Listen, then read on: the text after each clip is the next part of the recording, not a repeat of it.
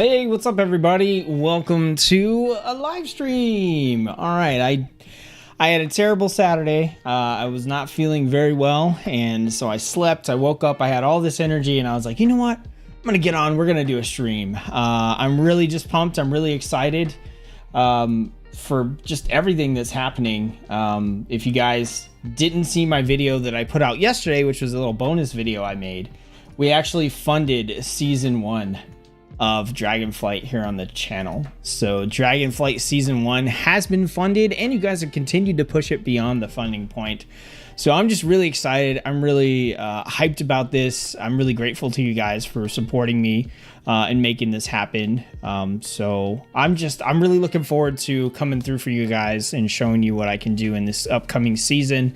And I hope that, you know, I can prove to you guys that your funding and everything was worth it. And hopefully Dragonflight is fun enough that we go into season 2. So I'm really excited about that. But all that aside, we're going to jump in here today. We're going to check out some more stuff in the beta. And we're going to do some more solo build testing that we've been doing. We got a couple classes left to do, so we are going to get into that a little bit more here. We've still got Druid, we've got Paladin, we've got Demon Hunter. We've got some classes that we could definitely revisit as well. So we'll be doing that today. So we're going to kick things off with Paladin. So let me go ahead and switch on over here. That way you guys can get some WoW. That's what you're here for, right?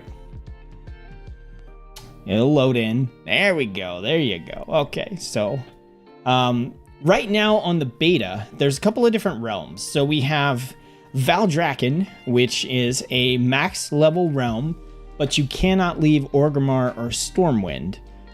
So to test the max level characters right now, they're kind of using this realm to let people queue for in-game content, which is not what I want to do right now. So we're gonna have to go over to like Karanos or Tierhold and make a level 60 character and take them over to the Dragon Isles and do our testing there. So that's why we're gonna be using level 60s instead of level 70s. Okay, right now the level 70 access is just limited. So there were some big changes to Holy Paladin here recently, so we're gonna get to see those firsthand. All right, let's go ahead and do a couple randoms here. All right, we'll go with that. Oh, no. Whoa, hold up. We want the template character. I'm also interested, maybe we'll check a little bit later and see if Weak Auras has had an update and actually works now. I'd like to do some Weak Auras testing. Oh, you know, I'm cool with this one. Kind of want to change the eye color, though. I don't know why. You're not gonna see the eyes. It doesn't matter. Okay, so let's pop in here. What are you guys up to on a Sunday here? Tor, thanks for starting off the chat. Definitely appreciate it. Look, you guys, I've started saying this in the end of my recorded videos. Like, you know, I'm really here for the community, right? I'm not here for the ad revenue and the streamer hype and all that stuff. I'm here for the community and you guys. So please chat away, you guys. I would love to. We can talk about anything and everything on these streams. All right, don't feel like you're distracting me or getting off topic. There's none of that. All right, none of that. All right, so we're gonna do our little intro quest here to get ourselves over to the Dragon Isles with Paladin. So we're gonna be testing the solo builds. We're gonna test Prot, Ret, Holy. You guys can let me know in the chat which one you want to see first, if you have one that you would rather see. Otherwise, I'll just pick the order we go in. No big deal. All right, let's go recruit our peeps here. Figure out who all we want to take with us to the Dragon Isles. It's whoever they tell us. I'm really excited. I really need to analyze Dragonflight and figure out if I'm excited for the expansion itself or just excited for the talents. Watching you play, other than that, I'm doing nothing. Hey, you know what? It's early. It's a Sunday. You got to keep it chill. Maybe some point you'll get up. I don't know what time zone you're in, but maybe you'll get up and get some breakfast or some lunch. I am a food snob and elite connoisseur. I'm nothing like you normal people, okay? Only the best of the best for me because I'm a streamer and a content creator. That is why I had Burger King for breakfast. Oh, man. Why is the 2 for $4 the 2 for $5 now? What are you guys doing? It's just a croissant, all right? Like, I was fine with your croissants at 2 for $4. I remember them being 2 for $3. Are you kidding me? Now they're 2 for $5. Burger King, you're stretching, okay? You're stretching. I always bring this up when I talk about, I talked about my terrible Burger King hospitalization experience on a previous stream. I'm not going to get into that here, but are any of you old enough to remember when Burger King had the little mini croissants that were like 3 for $1 or something like that? I think this was like the 90s maybe is when they had those, if I remember correctly. All right, let's go over to the Zeppelin. Here at 7 o'clock in the afternoon? Oh, you're on the other side of the globe, huh? Did you already have dinner? I like to talk about food. I am talking about food all day.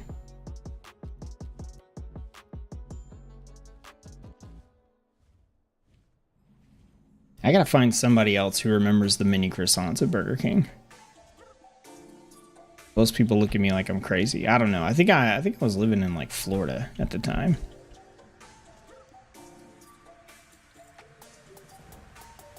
I wonder, did it keep my, it did. Okay, cool. It kept my UI. There were a couple UI updates too. I'll have to look them up. All right, this song can chill. I'm good. I don't need that crazy bombastic music. Had some stew? What kind of stew? There were potatoes involved? Yes.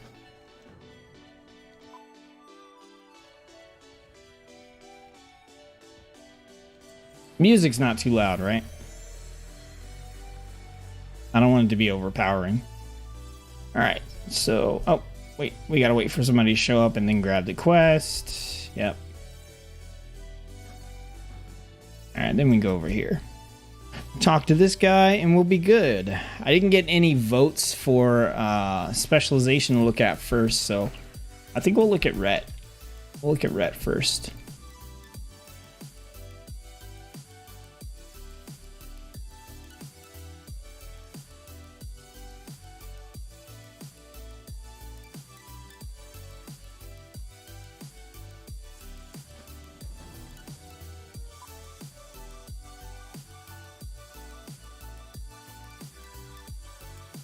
Alright, back to the Zeppelin we go.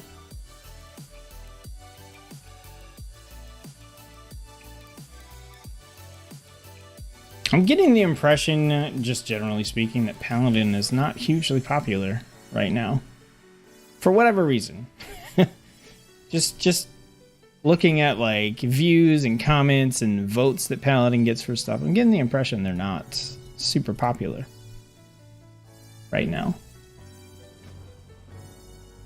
Alright, so we're waiting on the Zeppelin. Hunter stew with mashed potatoes. Okay, I'm gonna have to look that up sometime. Alright, let me go pull up my Ret build. I know some stuff with Ret changed, but I don't think it was a lot. So let's pop back over. Let's go find my Ret Paladin build, see if we can pull it up. And if we can just use this build instead of doing it from scratch.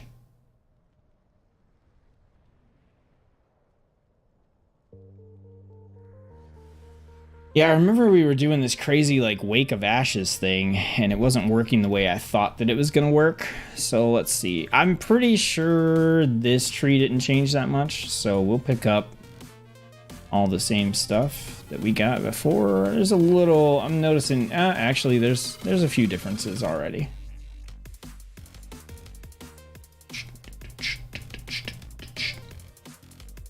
Definitely took judgments, we took rebuke, seal of reprisal.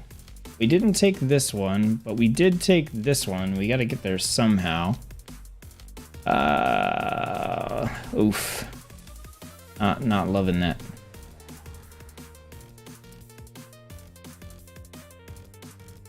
Oh, I see. Unbreakable Spirit got moved up.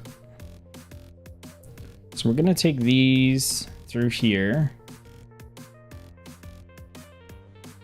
What about over here? Did we take Holy Aegis? I don't think so.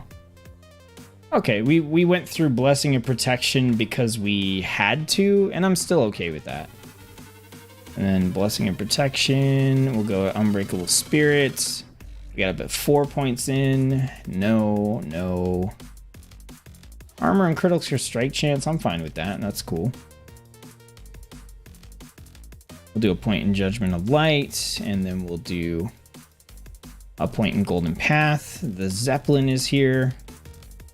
Should have plenty of time. Go there.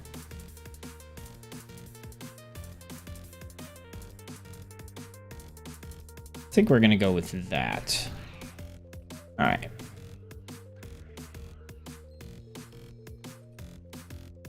All right, so we're on the Zeppelin. Okay, let's do the other side.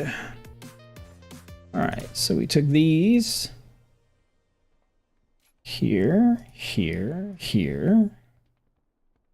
Yep, took that, that. Yeah, the ret side, it looks like the ret side hasn't changed too much.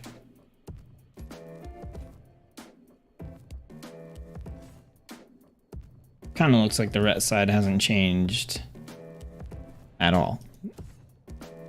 Oh, Divine Toll moved, actually. Okay. Divine Toll moved. And we didn't take any of this stuff, so we got a couple of points missing here. No, no, no, no, no. Didn't take that. Nope. Ah, we took Seal of Wrath. That's the one we were missing.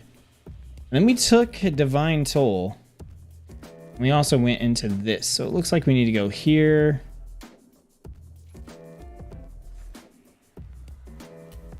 There? Yeah, so some stuff got wiggled around because we did take Divine Toll. And we took this, which we're not really able to do right now.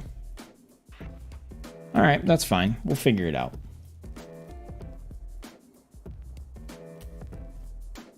Hunter's Stew. I'll look up a recipe.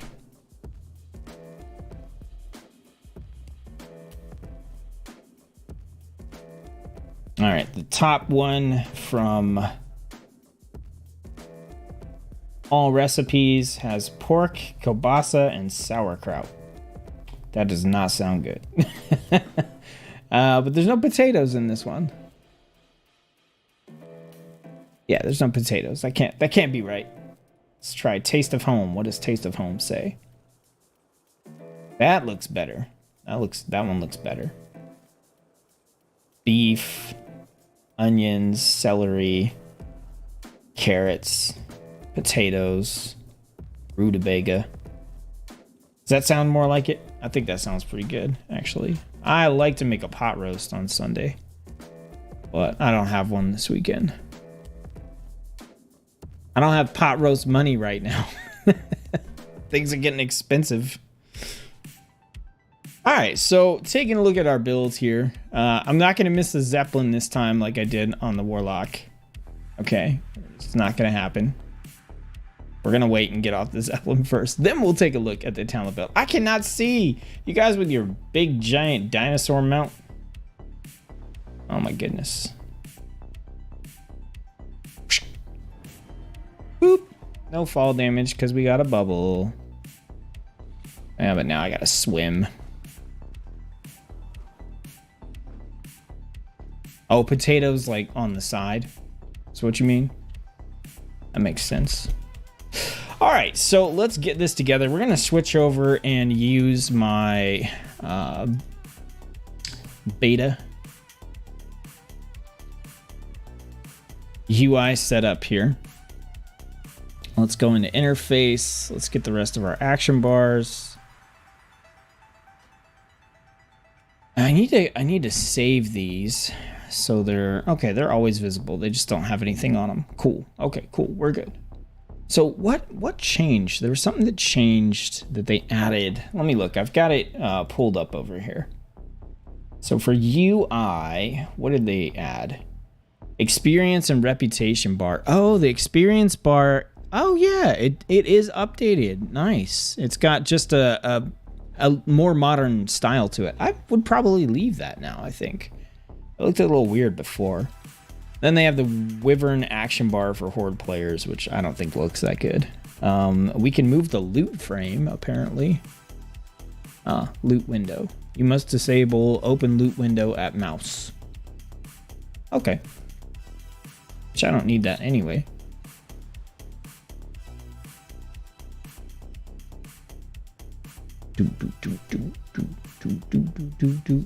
Okay.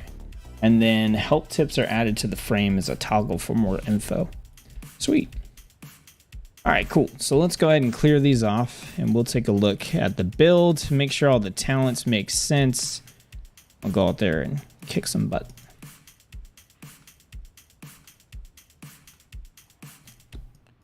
Oh, I gotta adjust the stance bar because I haven't had a stance bar that I've been messing with yet. So we're gonna have to move that somewhere. I also need to, all right, so let's go to edit mode real quick. We'll grab the stance bar. I don't know where we wanna, let's put it like right there. Why not? Or we could put it over here. Let's put it over here above these. There's a little more space there. All right, cool.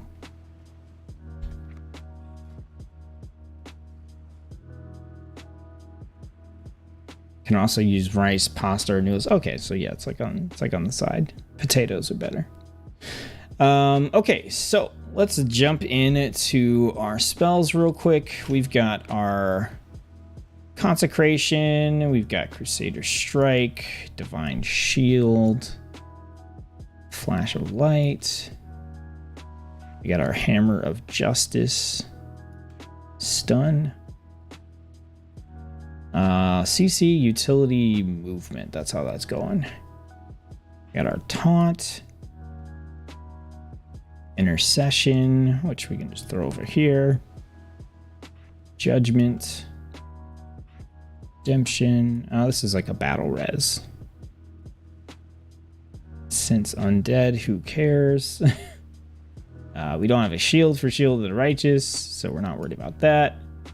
We got Word of Glory, and that's all we have in the Paladin tab. And then in the Ret tab, we got Avenging Wrath.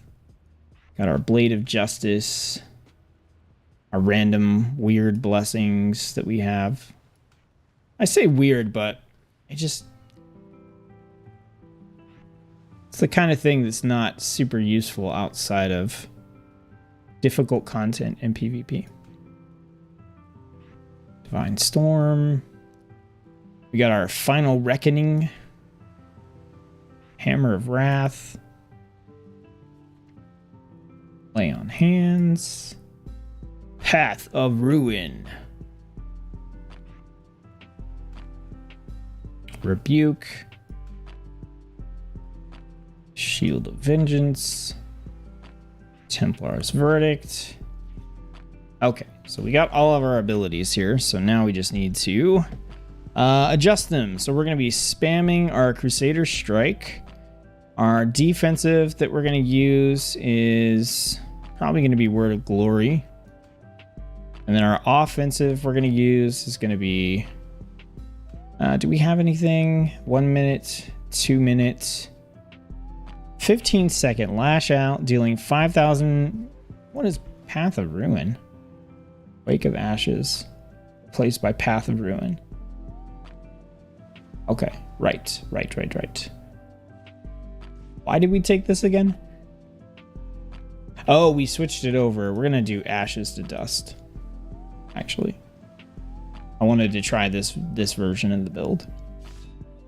See if it works. So we have Wake of Ashes, 45-second cooldown, but we'll have a chance to reset it. So I think we'll still keep it there. All right. And we're mainly going to use that instead of Blade of Justice. We have that. We've got our Execute. Okay, and then our CC is going to be Rebuke. I have Divine Steed for movement. And we've got a space for an extra spell if we want it. But let's go ahead and make some adjustments here. 1.4 minute cooldown. We've got Flash of Light. We'll throw Flash of Light at the end. I'm going to go here. Here. 7 minute, 3.5. 5 minute. 1 minute, 2 minute. 1 minute, 1.5. And then I'm not worried about intercession. So we are good to go there. Okay, so. All right, so all this stuff over here is just going to be, you know, passive kind of fun stuff for us. So Holy Power Spin's going to reduce the cooldown of Hammer of Justice, which is our stun. We've got Judgment, making the target take increased Holy Power. Our Holy Power spinning abilities are going to deal extra damage. Consecration deals extra damage. Attacks have a chance to make the target take more holy damage. We've got increased haste. We've got a chance to get free Holy Power ability there. We got reduced cooldown on some of our defensives. Over on this side, we've got armor and crit chance. We've got Judgment, causing our next 25 attacks to heal us. And then Consecration is going to heal us as well. So nothing too crazy over here. We also got 2 charges on Divine Steed and then Divine Steed duration. So over here we picked up Blade of Justice and Divine Storm. So Blade of Justice is going to be a Holy Power generator on a cooldown. Divine Storm is going to AoE Holy Power spender as opposed to Templar's Verdict, which is single target. Then we also picked up Wake of Ashes. And then we picked up Final Reckoning. So Wake of Ashes, 45-second cooldown. It's going to deal a bunch of damage, reduce movement speed to targets. And if those targets are demoned or undead, which they won't be here, they'll also be stunned. But this will also generate 3 holy power for us. And then our Final Reckoning is a minute cooldown. It calls down a blast of holy energy to deal damage in the target area and cause those targets to take increased holy power. Damage from our holy power spending abilities, but while it's off cooldown, while it's just sitting there passively on our bar, we have a high chance to call down a bolt that does holy damage and makes the target take 10% increased damage from our next holy power ability. So we picked that up to kind of have the passive bolts going on. So in here, we got Art of War. Auto attacks have a chance to reset the cooldown of Blade of Justice, and we picked up Ashes to Dust. Art of War has a 35% chance to reset the cooldown of Wake of Ashes instead of Blade of Justice. We've got cooldown reduction on Judgment. We've got an extra charge of Crusader's Strike. We've got Blade of Justice generates 2 holy power instead of 1. We picked up Judgment empowers you with Holy Zeal, causing your next auto attacks to occur faster and deal additional holy damage. So we're trying to pump out auto attacks as fast as we can to get procs of Art of War to reset Wake of Ashes, basically. Then over here, Art of War resets the cooldown of Blade of Justice more often and increases its damage. My hope was that that would tie into the whole Wake of Ashes thing instead. So we'll have to see. Blade of Justice cast with Art of War, Shatter the Earth. Now, I don't think this works because I think it has to be Blade of Justice, not Wake of Ashes. But we'll see. But if this works, then when we cast Wake of Ashes with the proc, it should throw down Consecration for us. Judgment has a chance to cast again and deal extra holy damage. Justice critical hits cause the target to burn. What else do we have? Judgment has a chance to chain to a nearby enemy. Wake of Ashes burns the target. Reduce the cooldown of Crusader Strike and grant a chance to make your next ability consume 1 less holy power. Our holy power spending abilities will reduce the next cast time, or the cast time of our next flash of light, and increase the healing. Stacks up to 4 times. When we get the benefit of Art of War, which we're kind of looped into, we'll get the benefit of Seraphim, which is just a stat steroid. And then Judgment will also cause our Templar's Verdict, Crusader Strike, Blade of Justice, and auto attacks to deal additional holy damage. Dirty Wolf, what's up? How's it going, man? Did you get my my message on how to get to me on Proudmoore? All right, so basically what I need to do first is I need to confirm whether or not... I need to get a feel for the Wake of Ashes resets, because that could change the talent builds drastically. So that's what we're going to do. We're going to go out, we're going to cast Wake of Ashes immediately, and then we want to go into Judgment to get our auto attacks going faster. I'll put down a Consecration before that. But it should be like Wake of Ashes, Templar's Verdict into Judgment, unless we want to put a Consecration down in between, which will largely depend on whether or not that Wake of Ashes proc thing is going to cast Consecration for us. All right, so Wake of Ashes, we'll do our Templar's Verdict, and this thing is basically dead. Okay. So that didn't really do anything for us. So we don't have Wake of Ashes now, so we can kind of go into the stereotypical rotation here. All right, so I like to just throw out my Judgments. We'll drop Consecration. We'll go ahead and do this here. I don't want to bring in our... Okay, so we got the proc. Okay, so it did not... It didn't cast Consecration, but the proc for this did. So we kind of got competing abilities here. Oh, you email? Oh yeah, I think I added you. All right.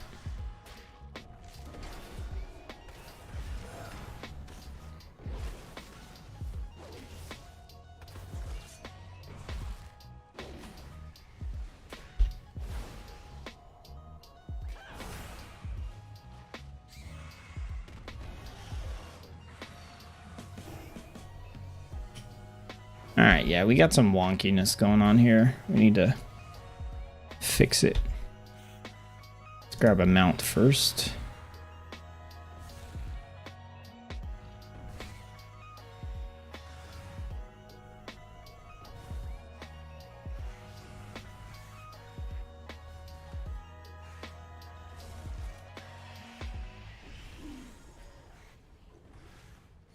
All right, yeah. So we got a little bit of weirdness going on here. Okay, so this one here, Art of War has a 35% chance to reset the cooldown to Wake of Ashes instead of Blade of Justice. That's all well and good. So I think we decided to take Path of Ruin because the interactions didn't really work the way I was kind of hoping they would. For example, let's see, like Blade of Justice critical hits. No, not that one. This one here, Blade of Justice cast with Art of the War shatters the earth while emerging, casting Consecration.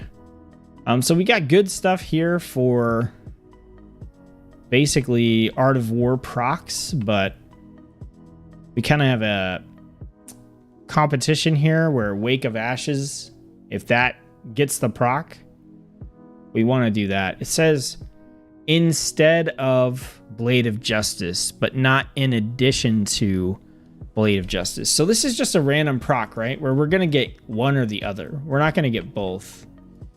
Yeah, that's how I'm reading this. So let's do this again. Wake of Ashes. We'll do Templar's Verdict. We'll do Judgment. Speed up our auto attacks. Let's go over here. All right. Let's go ahead. So yeah, we got the proc on Wake of Ashes instead of... It's not...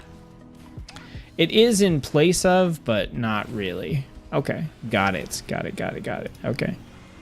All right, I just needed to see how that was going to work. Okay. So I do want to... I think I do want to change that talent. Maybe make some adjustments here.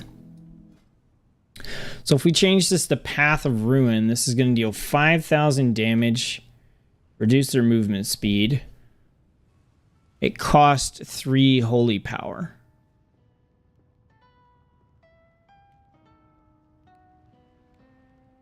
So we would basically use this instead of Divine Storm. It's kind of my read on that.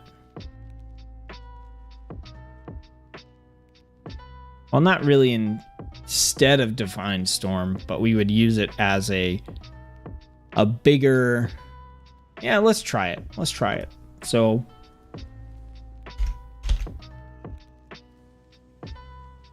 let's switch this up real quick. So we're basically going to use that, and then we'll use Divine Storm. So this is like a little bit more of an AoE talent. All right, let's see if we can grab a couple things right here. We'll go in with this guy. Why not?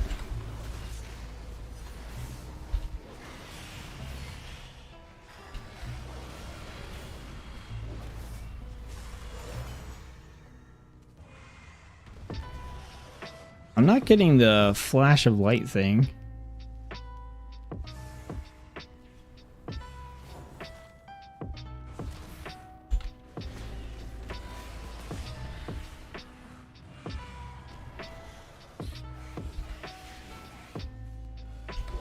So then we build up our stuff, and then we use Templar's Verdict. Okay, so really taking this talent is just giving us like a AoE ability that we can use regularly.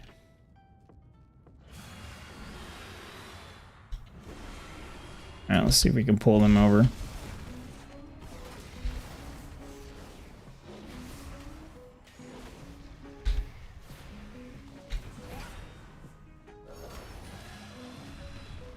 Damn, I feel like we are taking so much damage. So much damage. I mean, we're doing good damage, but I feel like we are just eating a lot.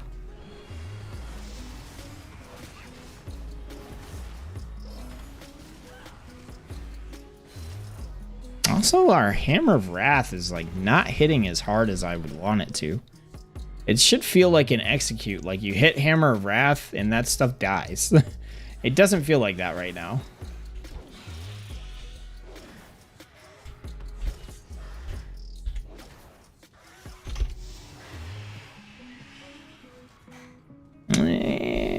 Yeah. I do like that, putting our consecration down. That's nice. There we go. We got the full... Yeah, we're not spending our holy power fast enough to make that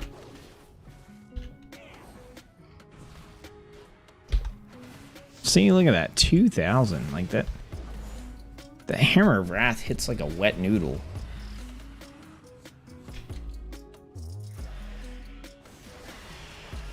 That ability, I mean, that ability chunks pretty nicely. So I think we either need to up our survivability and spec a little more into AoE, so we're pulling a couple of things at once. Or we need to make our single target a little bit more effective. Maybe up like the damage of Hammer of Wrath. Alright, Dirty Wolf, no problem. You have a good rest of your day. Appreciate you popping in.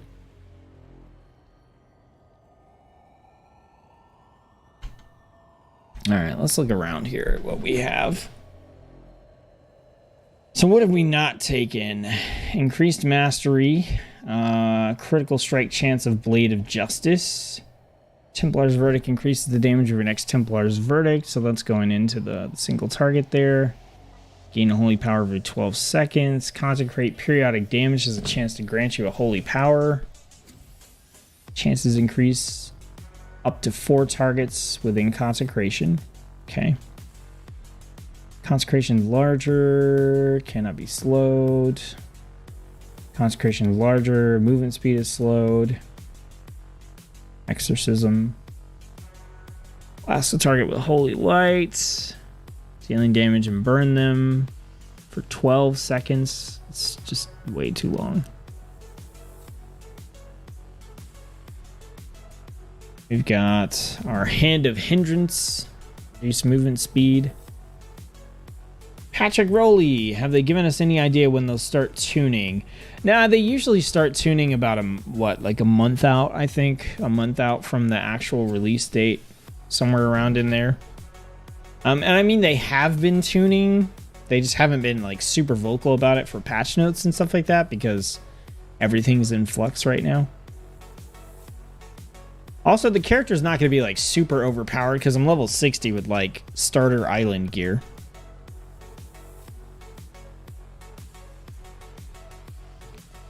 Hammer slowly falls from the sky upon the target after 8 seconds. No way. No way.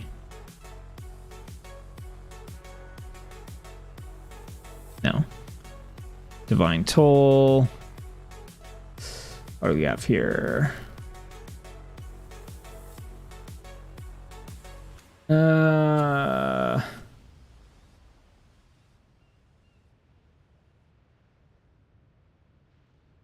Okay.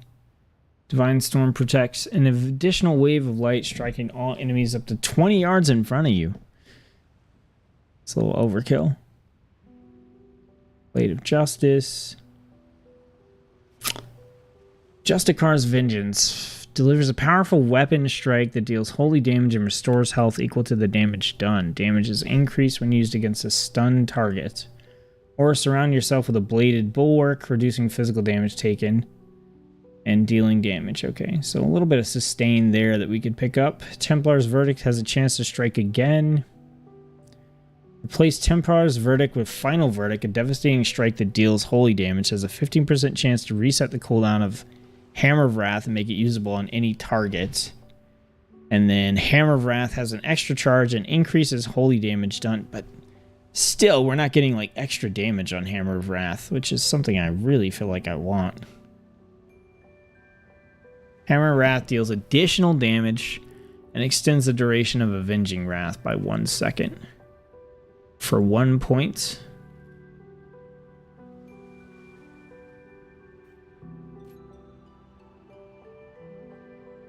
Oh, I see. So we actually want to keep that. And then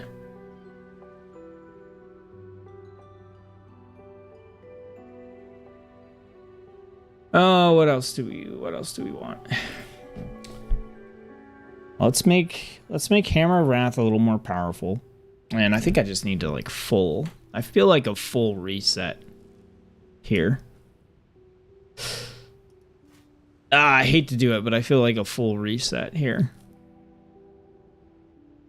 Alright, Divine Steed with the charges, with the increased duration. That's for sure. Fist of Justice, Judgment causes the target to take extra damage. We got 2 points to spend. So we can do Lay on Hands into Blinding Light or Repentance, or we can get Blessing of Freedom into Auras of the Resolute. It doesn't really matter. We're going to take Lay on Hands because it's nice to have a oh crap button, and then we could take 3% damage reduction. I think I'm okay with having that. So then from here, we get Avenging Wrath. We get Rebuke for our Interrupt. We increase the damage of our Holy Power spending abilities. And then we have each Holy Power you spend has a chance to cause your Consecration to flare up, or spells and abilities have a chance to cause your target to erupt in a blinding light with a little bit of heal. Let's go for that. A little bit of extra sustain. We got 7 points left. Armor and critical strike chance. Judgment causes the next 25 attacks to heal. I find that we don't get 25 attacks in, but like, is that good anyway? Or Consecration heals you for 30 every 0.9 seconds. What is our health at? Our health is at 24,480. So 30 health per second is like nothing. 81 per attack is also not great. I came back at the tail end of Shadowlands and was super disappointed with Mage. If you had the wrong Covenant, your damage was horrible even when keeping tight to rotation and procs, so I'd like to avoid having a super weak spec. Yeah, I mean, that's just going to come down to, you know, the tuning, like you said, and kind of where classes are sitting. I mean, the good news is there aren't any crazy Covenant abilities to worry about. I actually like what they're doing with the in-game system, which we'll talk about after I finish the talent build. If I don't talk about it, remind me. Be like, hey, what were you going to say about in-game? And I'll remember. So we can grab... I don't think that's worth grabbing. We'll grab Blessing and Protection. And then this replaces... We can reduce the cooldown, maybe... I think we'd rather just let's get all the healing stuff right here. And see if that helps us out. All right, and then down here, we got Consecration's damage is increased, speed and avoidance increased. We want to get into here, so either 1 point there. Let's go speed and avoidance. Okay, then we'll grab the Hammer of Wrath buff, and then I think we're just gonna grab extra haste. All right, so let's try that. Then in here we're gonna get Blade of Justice. We're gonna grab Divine Storm because we want our AoE. Moving down here, I like Shield of Vengeance for a defensive, so I think we still want to get there. I saw some stuff over here that I was kind of interested in. I want to go into something where we just make Blade of Justice awesome. So auto attacks have a chance to reset it. It generates an additional holy power. It resets more often and increases its damage. Increase the critical strike chance. Then we have Mastery, 2 charges of Crusader Strike. Reduce the cooldown of Judgment. We can grab Shield of Vengeance as well. Okay. And then this goes into Judgment, causes you to attack faster. I do want to get that. So we want to get there. Let's go 2 strikes and then into Zeal. All right, Blade of Justice causes the target to burn on a critical hit. Holy Power abilities increase the damage of your next Blade of Justice. Judgment has a chance to cast again. Justice cast with Art of War, cast our Consecration. I like that.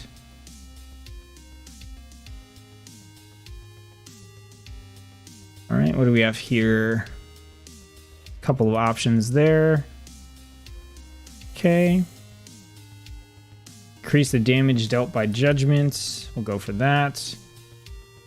Judgment can chain. Consecration has a chance to grant you a holy power. Or every 12 seconds we just gain a holy power. Let's try that one. Okay, we got 5 points left over here.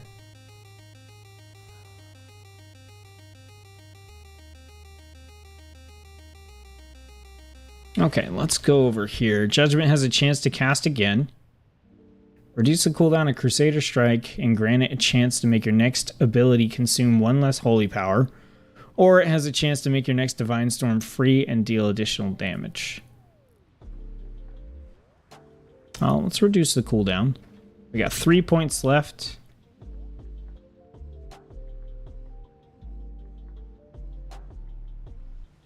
I don't think I want the Divine Storm Wave of Light. That's a little crazy.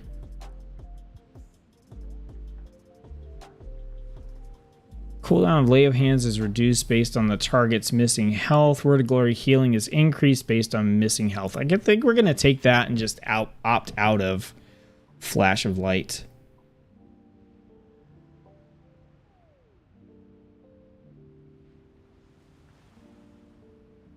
Okay, then we have Justicar's Vengeance. So weapon strike that deals damage and restores health equal to the damage done. It's increased against a stun target. It's doing 2,800. Our Templar's Verdict is doing 3,500, but this gives us an option to switch to when we want to heal. This one, yeah, let's try Justicar's Vengeance. All right, we need to spend 1 more point. So I'm thinking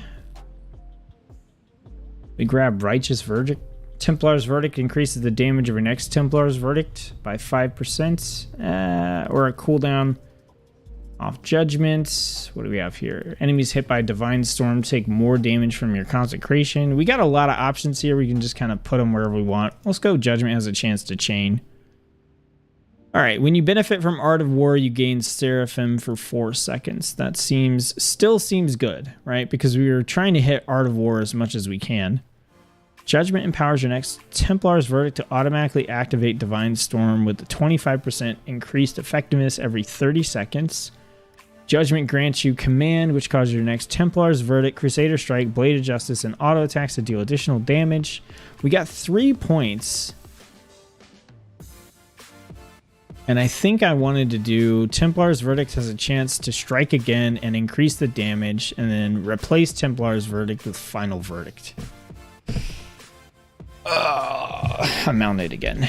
All right, let's try this. This is a much more like generic, not trying to do anything super weird build that has a bunch of like passive procs and stuff built in. So we are still trying to cast Blade of Justice as much as possible with the resets. We got a couple of adjustments to make here. So we grabbed Justicar's Vengeance, which we're going to swap in here. So we have this as an option to restore health to ourselves based on the damage done. And the optimal combo for that is to Hammer of Justice something into a Justicar's Vengeance to get the bonus off of it. We're going to see if that's a little like too clunky. And then outside of that, I mean, we're really just, it's Art of War, Blade of Justice, you know, cast our stuff. Everything's kind of passively baked into what we want to do. So we're going to do the Huge, which is, I think, we go Judgment.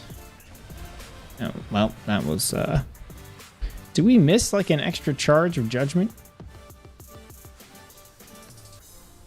I don't think we did.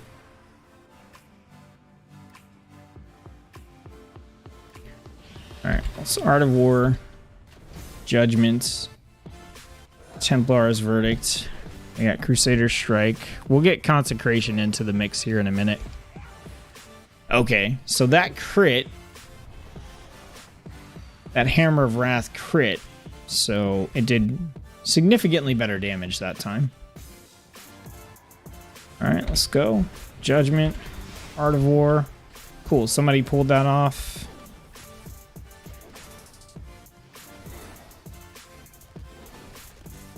And we are not getting resets for Art of War.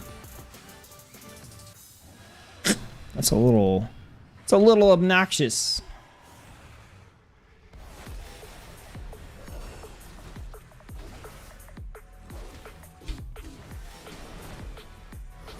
Oh, wow. That was nice. The healing off of Justicar's Vengeance was chunky. Hammer Wrath still hitting like a wet noodle, unless it crits.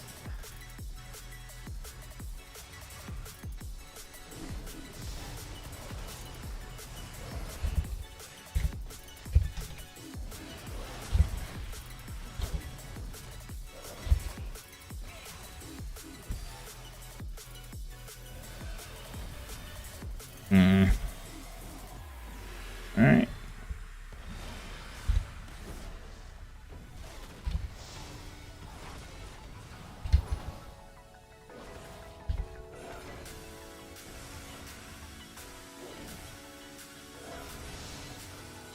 I wonder, did we get cut off on that one? Where is it at? Justicar's Vengeance healed us for 2,500, which is the normal amount. Okay, so it didn't crit.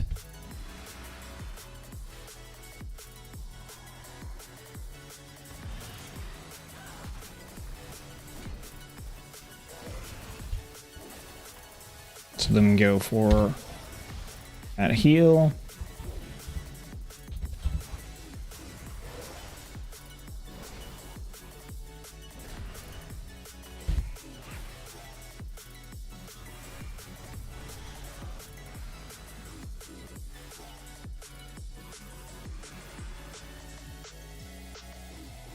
Has a 15% chance. So I feel like we're in conflict a little bit here with this. Replace Templar's Verdict with Final Verdict.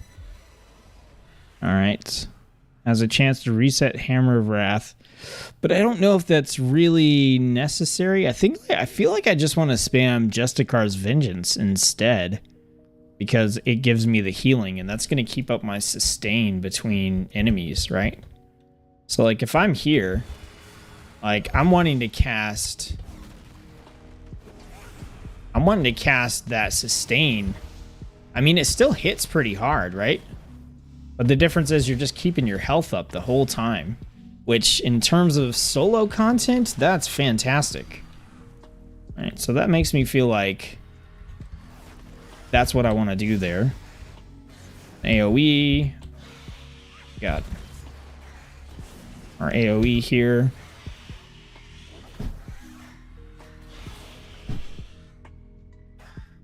Yeah.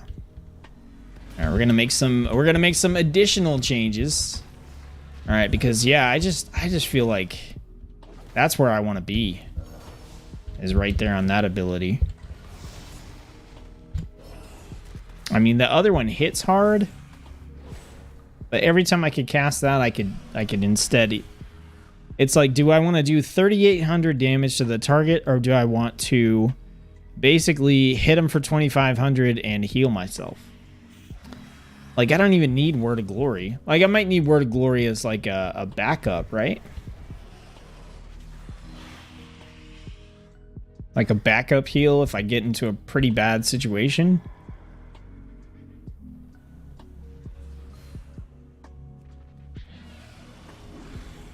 Let's see. Let's go find ourselves. There's a lot of people around here.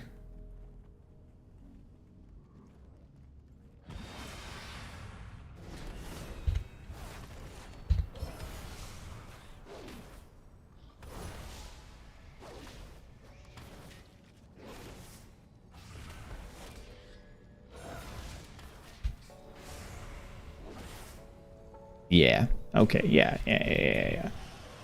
I think we're on to something here. I think we just need to make a few more adjustments.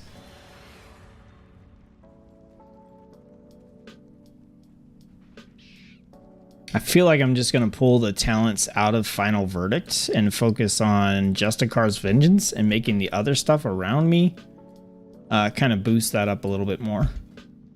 So let's see what that does here. Hammer of Wrath deals additional damage. You know, not super in love with that.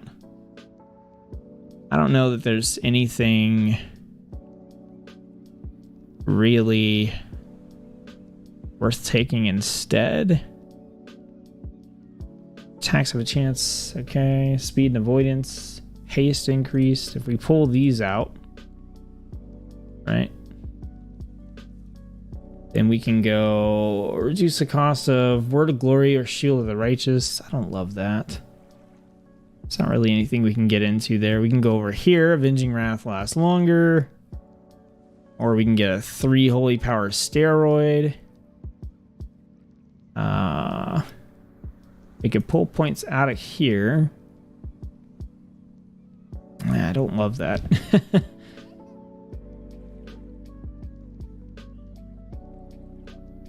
Yeah, I don't really know that there's anything I'm wanting to do in the class tree that's necessarily going to make a huge difference. I think we'll just keep what we had.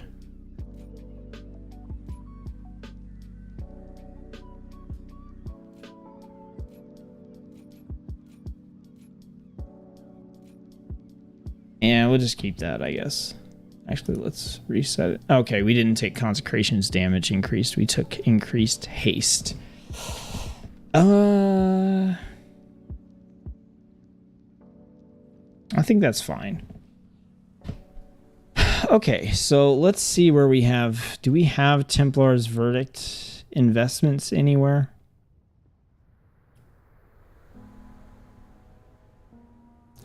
I don't think we really do.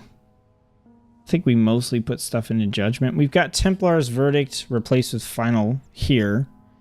And then here. So we got 3 points there we can pull out. We've got this, which is good.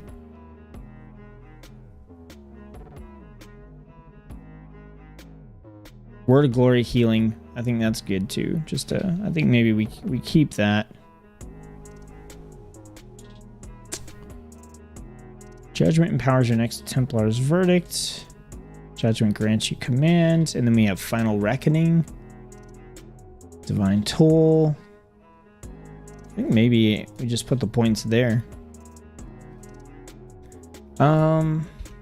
Anything else we want to do? So we've got our Mastery. We've got Judgment cooldown. Bunch of Wake of Ashes stuff, which we opted out of.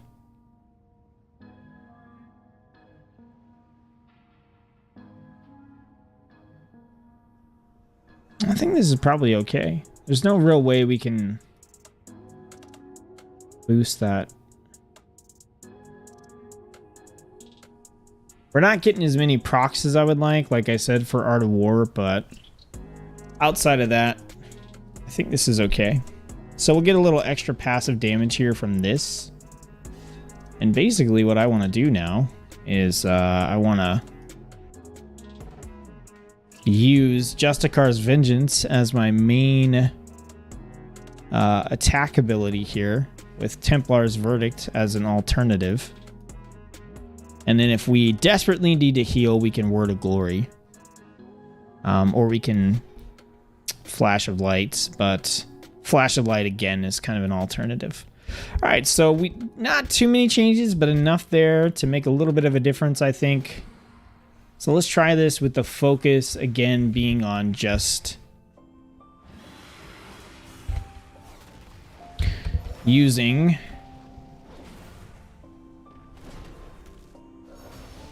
our main ability there as our healing one.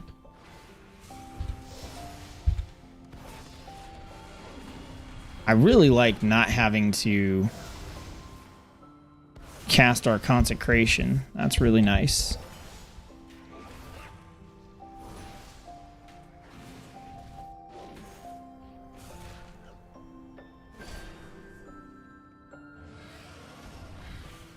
And we can Word of Glory, top ourselves off. Consecration, judgments into our spender for some extra damage there. Okay, we got our spender again. Yeah, look at that. I mean, it's a little different against two enemies, right? Now, we probably want to get some Divine Storms off in there. But then if we stun, heal, that gives us a big chunk. Hammer of Wrath. We switch over here. We got 3 points. We Word of Glory. There we go.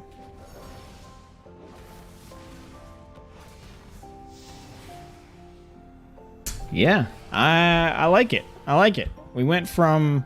I still feel like we're killing things fairly fast, and we went from feeling a little bit squishy to actually feeling pretty sustained, I think.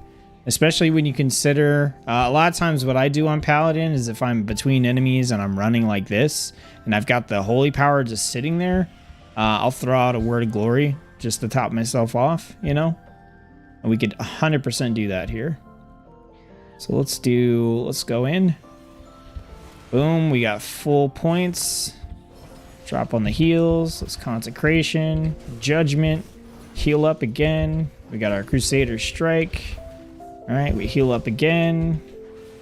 There we go. Boom. And then we toss a Word of Glory in between. And we're good to go.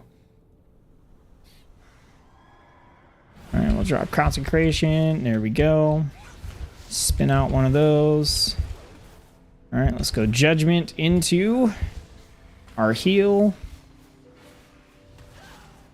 Into our heal again. All right, we could throw a Word of Glory to top ourselves off there. Judgment.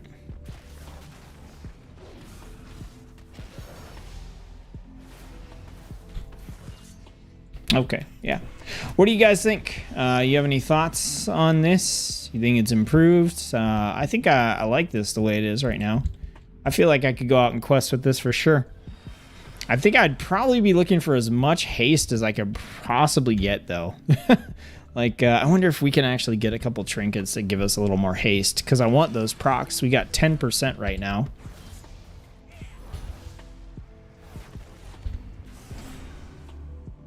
Ding dong, you're dead.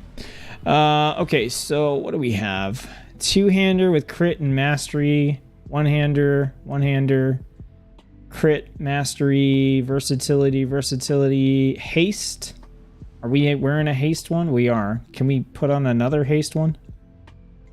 Oop, we can. Give me all the haste. That's critical strike. Okay. So really, we can eke out a little bit of extra haste there if we want it.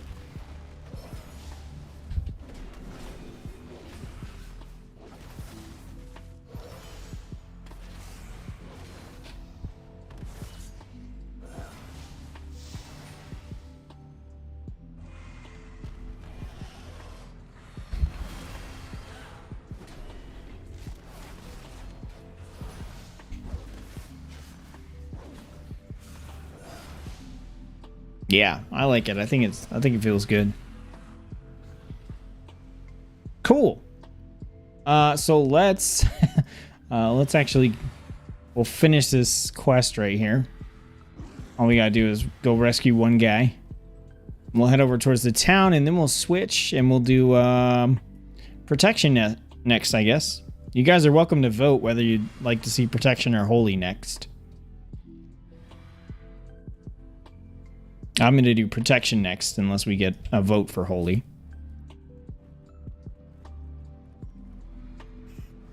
Somebody put the warlock gates up. Nice. How nice of you. Can I use it? No, it's not going to let me use it. Oh, the fire, it burns. Flash of light. Oh my gosh. Well, that wasn't too bad of a heal.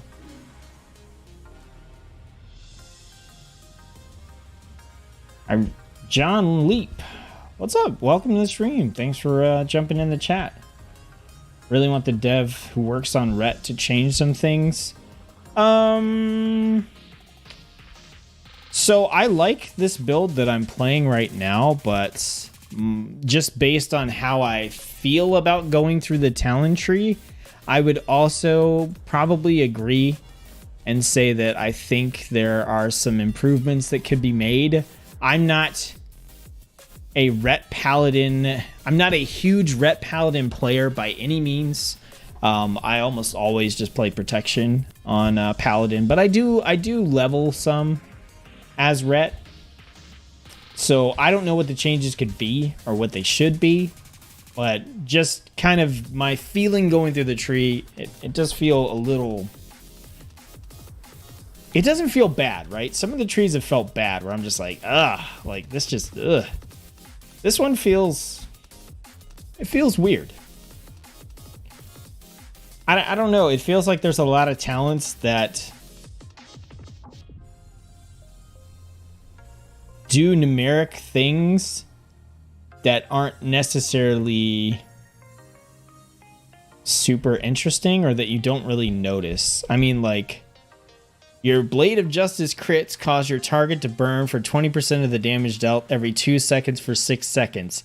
That's only 1 point, right? One talent point.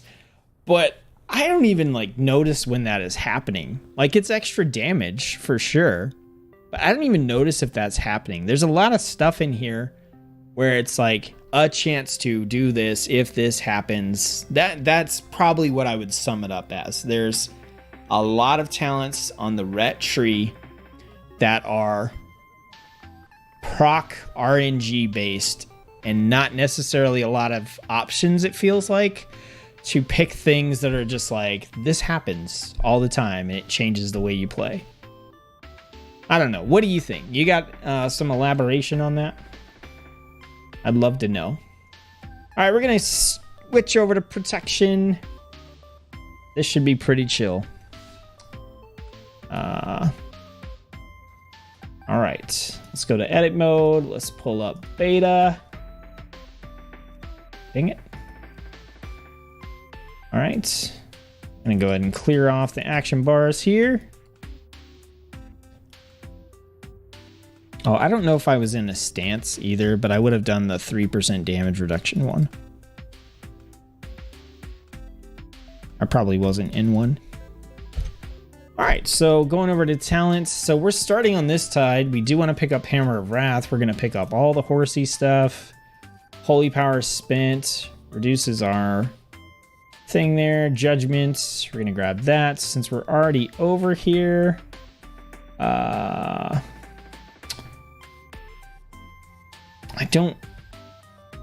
think we will pick up Crusader R just for the mobility when we're between things. Go Rebuke, we'll go here.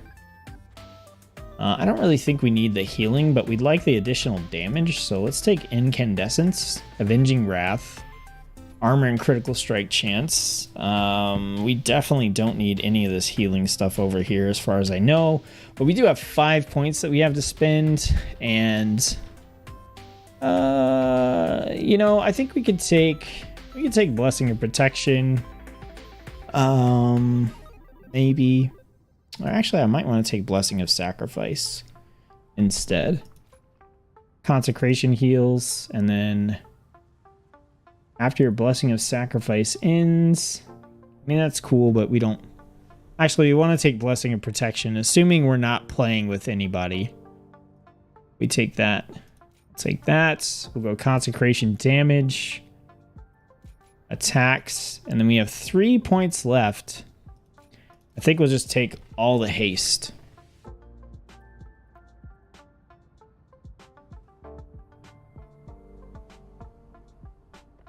Yeah, let's take that for right now. We might come back and tweak that.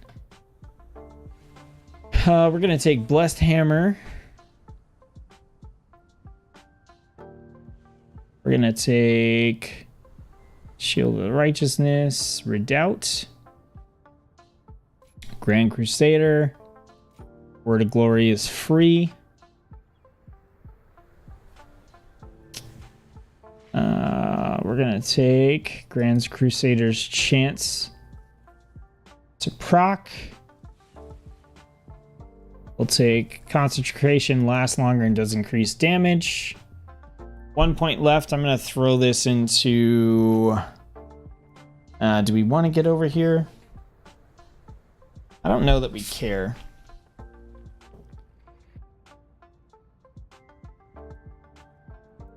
I don't think we do. Like, we don't need Ardent Defender, but I think we'll take it.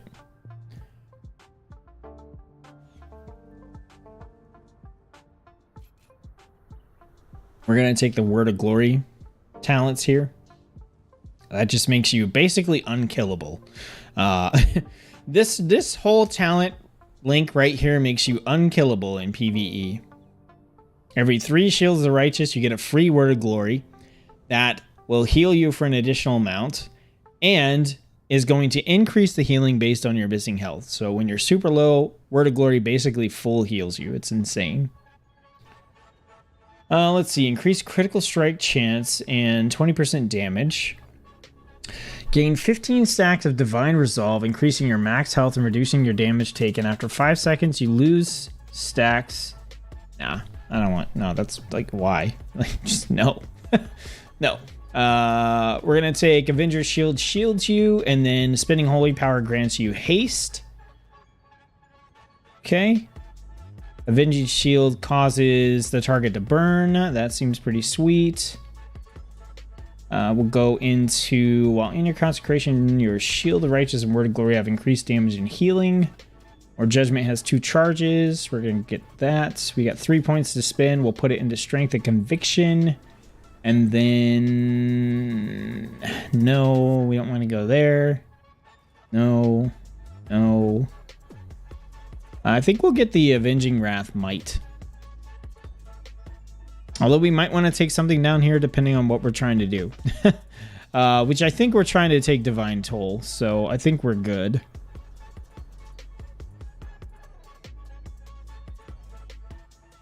All right, I'm not about this song, whatever this is. Skip.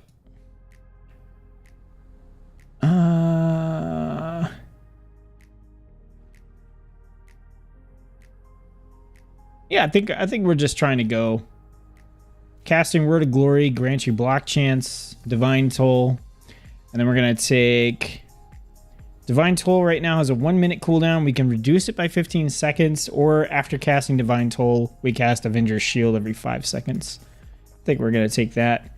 We got 1 point left. Let's see. Oh, able to block spells. We'll take that. That's fun. All right, let's apply this. This should be gravy. Shouldn't have any problems here. Because Protection Paladin is silly. All the tanks are silly in my opinion. Okay, so we've got our Consecration. We got Divine Shield. Flash of Light, which we won't need. Hammer of Justice Stun. I don't know why I'm a little more into this song. We got our Battle Res. Judgment. Alright, we got our Heal. Since Undead, we got Shield of the Righteous. Word of Glory. Alright, and then over here, we got Ardent Defender. Avenger's Shield. Avenging Wrath. Blessed Hammer. Blessing of Protection. We got our auras, which we're gonna go with Devotion Aura, I think. Actually, we don't even need Devotion Aura, so I kind of just want to have Crusader Aura on all the time. Like 3% damage reduction, whatever. Don't need it on the tank. And this way I don't have to switch from Crusader to Devotion and go back and forth. We got our Divine Toll, which we'll put over here. Hammer of Wrath. Lay on Hands. Rebuke. And that's it.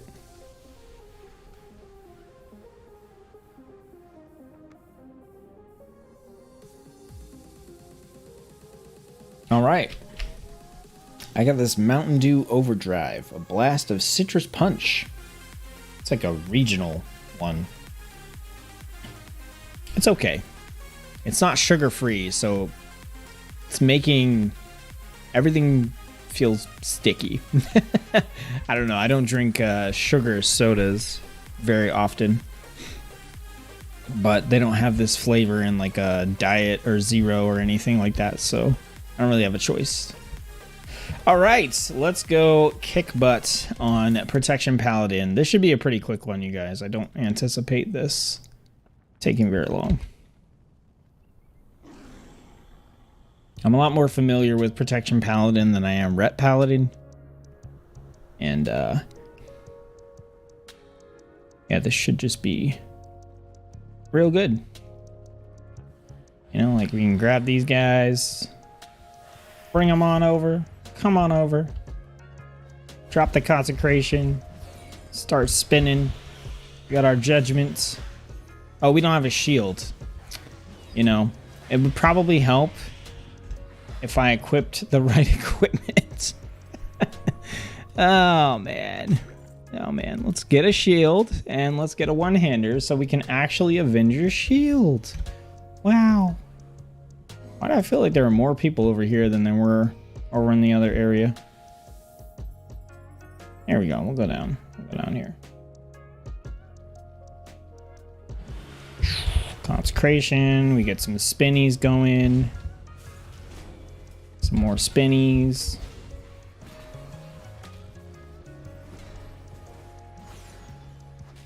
Did you really just use that long cooldown ability?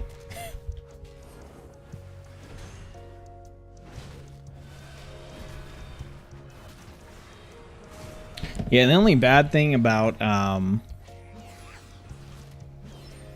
Prot Paladin is you do not want to do this. You don't want to pull two things.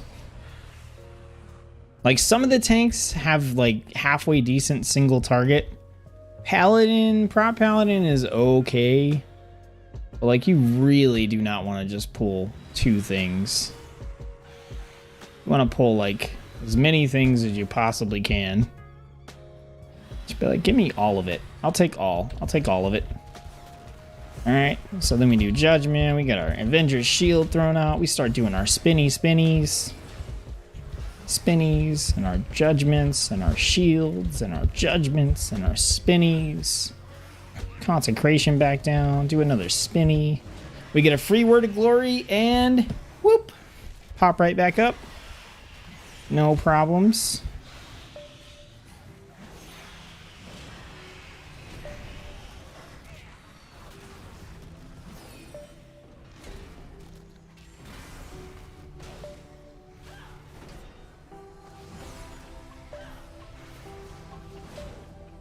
Word of Glory, whoop, shoot back up. No problem.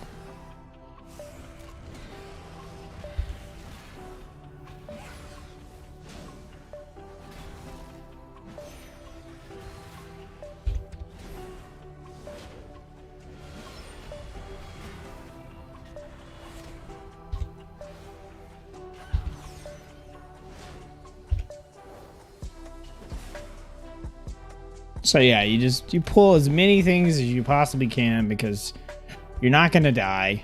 And honestly, all your AoE that you're doing, you just want it to affect as many targets as possible. Like, that's really all it is. Let's see, can we grab a bunch more this time? I don't know if I can grab all these, but I'm going to try. Can I pull them back, like, right here? Yeah. Can we get them? All right, we're going to Divine Toll. Avenger's Wrath. Let's throw the shields. Let's start spinning. Spinning and spinning and spinning.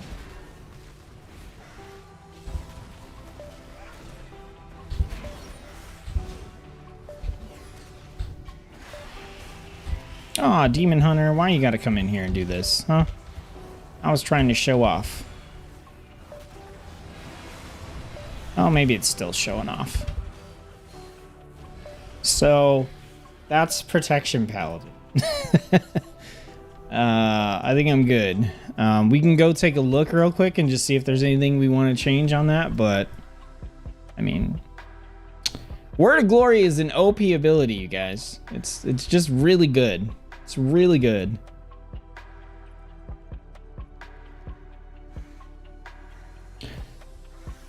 So you do have a couple, I mean, there's a couple things you could tweak here. Like you could take Hammer of the Righteous instead if you wanted to.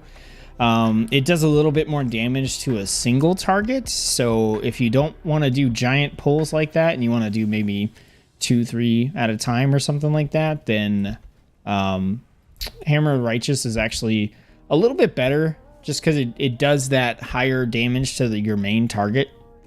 So you could take that instead. You don't really need Blessed Hammer, but it's nice. It spins around and does those kind of things. But I think for the most part, we kind of picked up the stuff that we wanted to pick. Everything else is pretty much not going to increase your damage, and you don't really need the additional survivability for solo content, like open world questing stuff. You could opt into, like, this one here is going to get you Avenging Wrath cooldown reduction if you want to go Avenging Wrath a little bit more, but yeah, there's nothing much to it here. Potentially, if you wanted to, you could pull some points out of this side and come down into Of Dusk and Dawn and then Seal of Order, because this is going to give you some additional damage. So basically, you get up to 5 Holy Power and then you spend, and every time you hit 5 Holy Power, you'll get into Blessing of Dawn for 15 seconds. It'll give you 6% increased damage and healing. And then with Seal of Order, your Holy Power abilities deal increased damage and healing when you're in Dawn. So you don't even worry about going into Dusk. So Dusk is going to reduce your damage taken, but you have to get all your Holy Power spent down to 0 to go into Dusk. But basically, you can just keep Blessing of Dawn going if you want. So when I got the additional points here, because we're level 60, so we should have like another 5 points. I would probably try to get 1, 2, 3, 4, maybe 4 points in there. The only thing is you really don't need Seal of Clarity. I mean, you can pick it up, So spending Holy Power has a chance to reduce the Holy Power cost of your next Word of Glory or Shield of the Righteous. Your Word of Glory is going to be free with every 3 Shield of the Righteous you cast. But picking this up will let you use the Shield of the Righteous more often to get the free Word of Glory. But you just want to make sure that you're keeping track and you're not using, like when the Word of Glory lights up, it's not because of this, and it's instead because of, oh, wherever it's at. Where's it at? I don't remember. Where's it at? This one. So you want to make sure that your Word of Glory that you're casting is with Shining Light, not with Sealed Clarity. You want to cast the Shield of the Righteous with Sealed Clarity instead. So when I had the extra points, I'd go 1, 2, 3, 4, and then the last point, I don't know. We can't get to Divine Purpose, which is maybe what I would take. But we can hop down here and, yeah, I'd probably take Sanctified Wrath. So 25% longer Avenging Wrath. And then Judgment will generate an additional Holy Power in there. That's where those 5 points would go. Over here, the additional 5 points. I have no idea. I think I don't know. I would probably grab Bastion of Light, maybe? Next 3 Shields of Righteous or Words of Glory cost, I don't know. But I think I would probably try to come down this tree. Or maybe just grab like Guardian of Ancient Kings into Eye of Tyr. It's some additional damage, but it just depends. There's not a whole lot going on over here that's really going to help in solo that we don't already have. So yeah, that is Protection Paladin. So we'll switch over to Holy Paladin. So Holy Paladin has gotten a lot of changes from what I understand. I was looking at the patch notes, and then there was a Wowhead post as well. Either they got them or they're coming up. Let me check. Are they coming up or did they get them? Holy Paladin tree has seen a substantial rework in build 45570. Which one are we on? 45632? I don't know if that's right. I'm not sure what build are we in. I don't know if it tells me. No, it doesn't. So yeah, we'll see. Maybe the tree updates aren't in yet.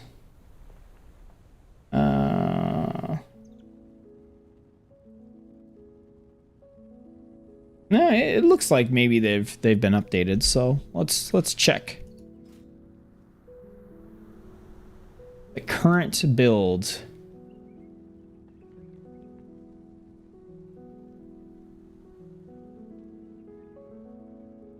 Yeah, this looks like the current build. Okay.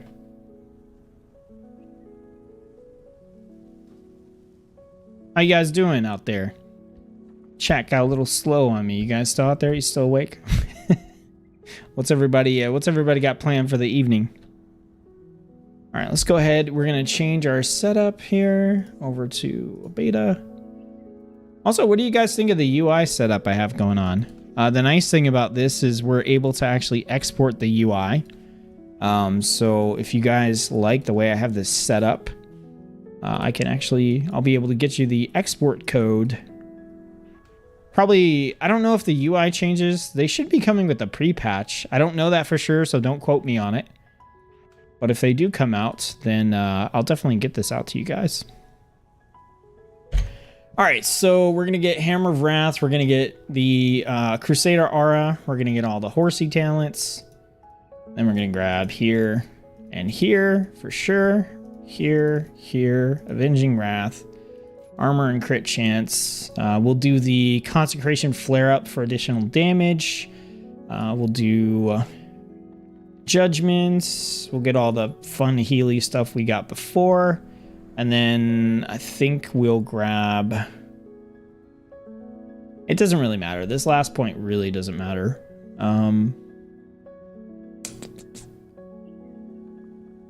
Yeah, it really doesn't matter. I'll grab Blessing and Protection, sure. All right, and then we're going to go here. We're going to do the exact same thing as we did on Protection.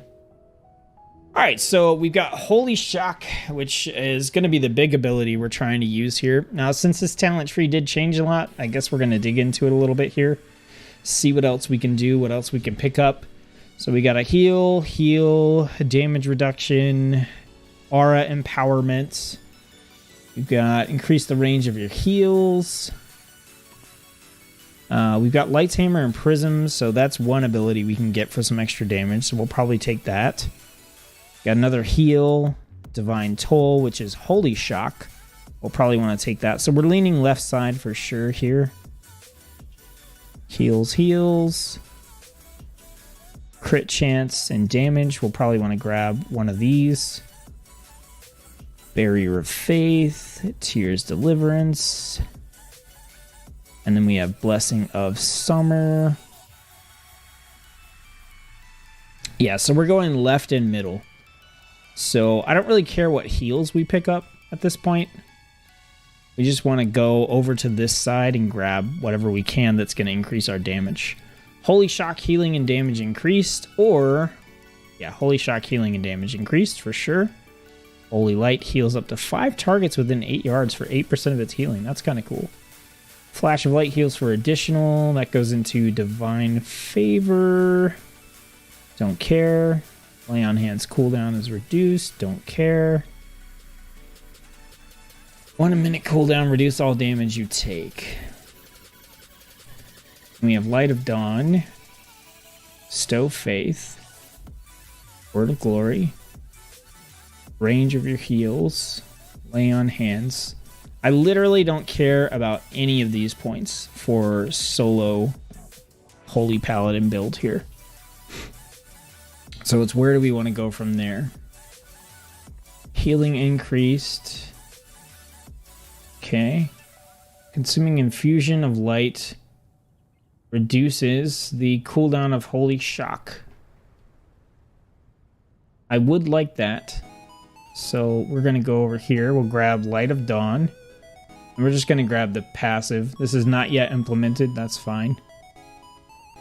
Okay, don't care about those. Casting Flash of Light or Holy Light on your Beacon of Light grants 1 holy power.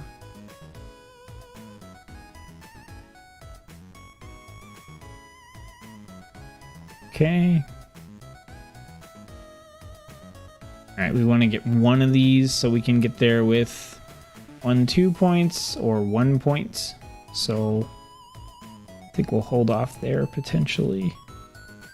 We do want to get that, but we can get there through here. We got to spend 3 points. I'll try Aura Mastery. Maybe we can get... I don't... I'll have to look at it. I haven't really used Aura Mastery. I always passed it up. Lay on Hands grants the target armor. Lay on Hands cooldowns reduced. Increase the range of your heals by 50%. Holy of Light heals bulk. Flash of Light heals for an additional... Yeah, I don't care about... Literally don't care about any of this. I think we'll go for the AoE Holy Light. Okay. So then we want to get into the Crusader Strike charges. Alright, consuming Infusion of Light reduces the cooldown of Holy Shock. Casting Flash grants on your Beacon of Light. We're going to be our own Beacon of Light, I believe.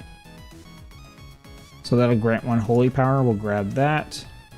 Holy Shock critical strike chance. What's this over here? Light of the Martyr's damage and healing is increased. Nope. We want to get over into this side, so we're going to take Word of Glory and Light of Dawn healing. We will take Crusader Strike has 2 charges. Let's see. And then we could take... We'll take Holy Prism. While empowered by Infusion of Light,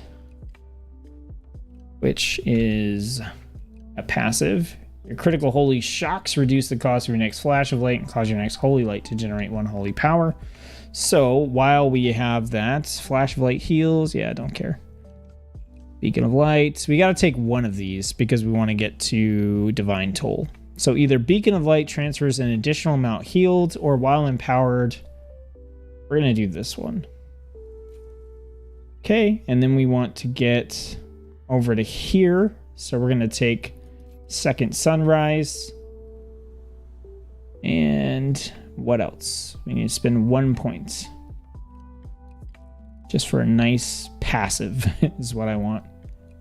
How about cooldown reduction on Aura Mastery? Divine Toll. After casting Divine Toll, you cast Holy Shock a bunch of times. Crusader Strike reduces the cooldown of Holy Shock. And then I think I just want Blessing of Summer.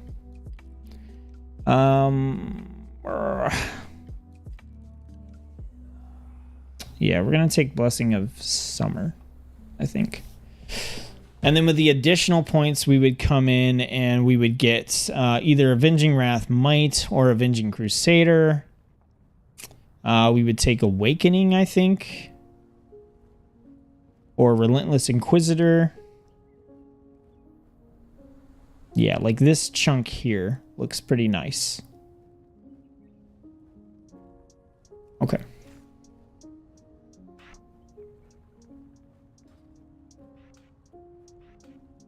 So we should be perfectly fine on our heals. So really, we're just taking things to kind of try to increase our damage as much as possible. So if we go into regular Paladin, we're still going to want our Consecration. That's got the flare up. We've got our Crusader Strike. All right, Divine Shield, Flash of Light.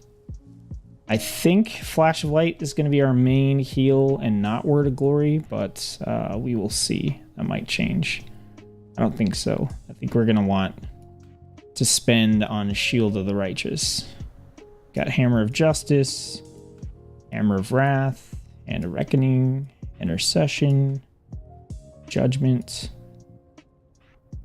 Redemption, Sense Undead, Shield of Righteous, Word of Glory. Okay, then over here we have our Mass Res, Aura Mastery.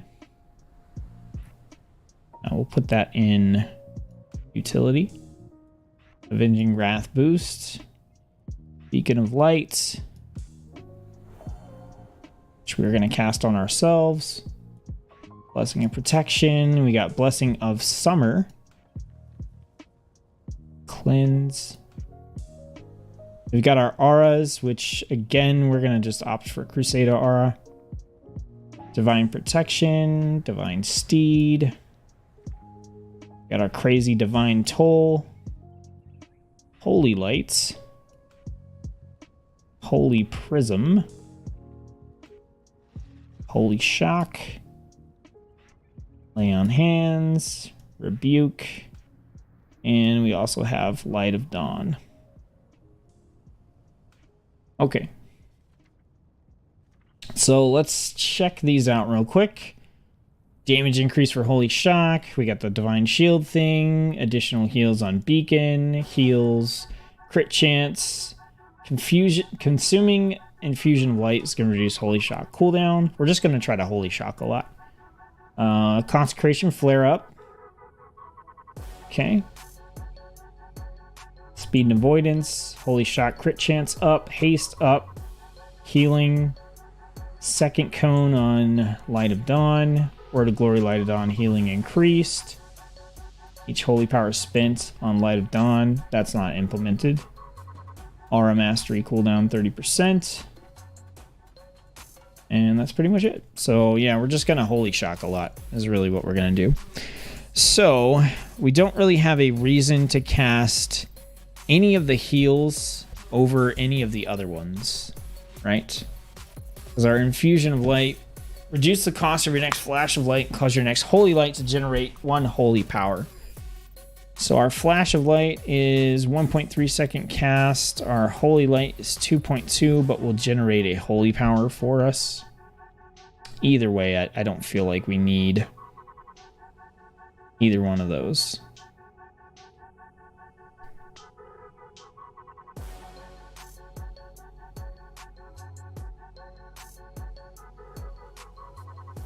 But we do want to consume that to reduce the cooldown. So we are going to want to use either Flash of Light or Holy Light. So we're going to use Flash of Light just for the faster cast. Okay. So I think we're good. All right, let's grab a mount. Let's go do a single target.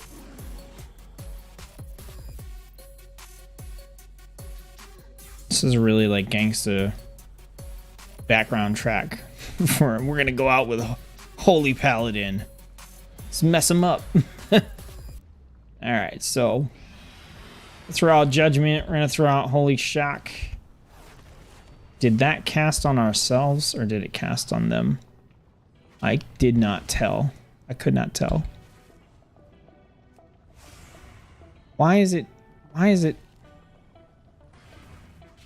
Oh, it was doing this before. It was auto casting on me, which I don't want it. Why is it doing this? This was never an issue before. And now suddenly it's an issue.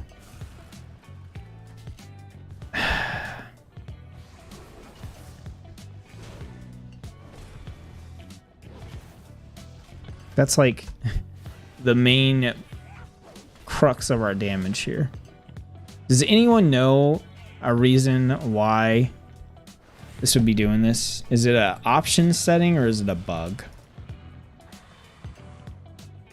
It should not. Do I have like auto self cast on or something like that? Auto self cast.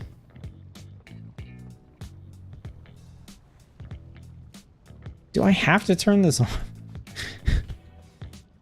Oh my god, this is gonna be so stupid. If that's what I have to do, because that's not how this ability worked at any other time in WoW history. Okay, so now it hits them, but now I have to target myself with the heal. That's ridiculous.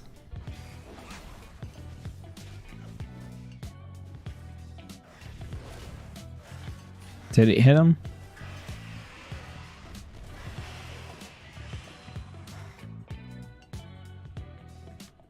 Okay. All right, so we need to pull this over because we basically want to cast Holy Prism like every time as well. And everything over here is dead.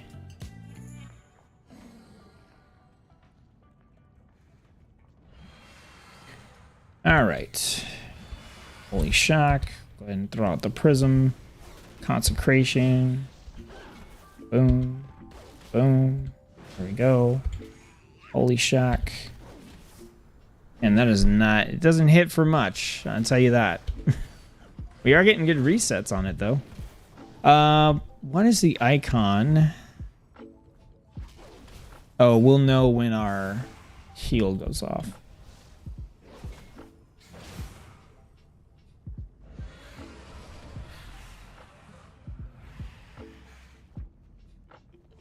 All right, let's try 2 targets.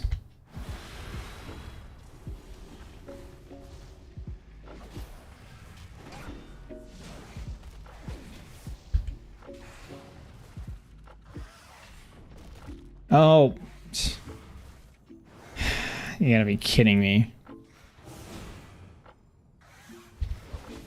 The self-cast thing is super annoying.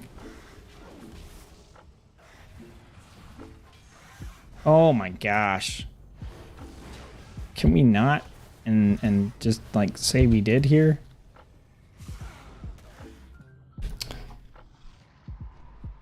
This is super frustrating.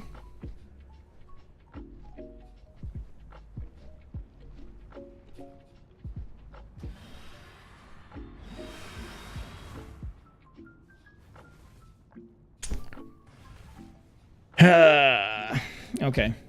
I think rather than just go down this like negative rabbit hole, I'm just gonna like call it on Holy Paladin right now, because this Holy Shock thing not casting on the enemies is a little ridiculous. It's the exact opposite way of how it should work.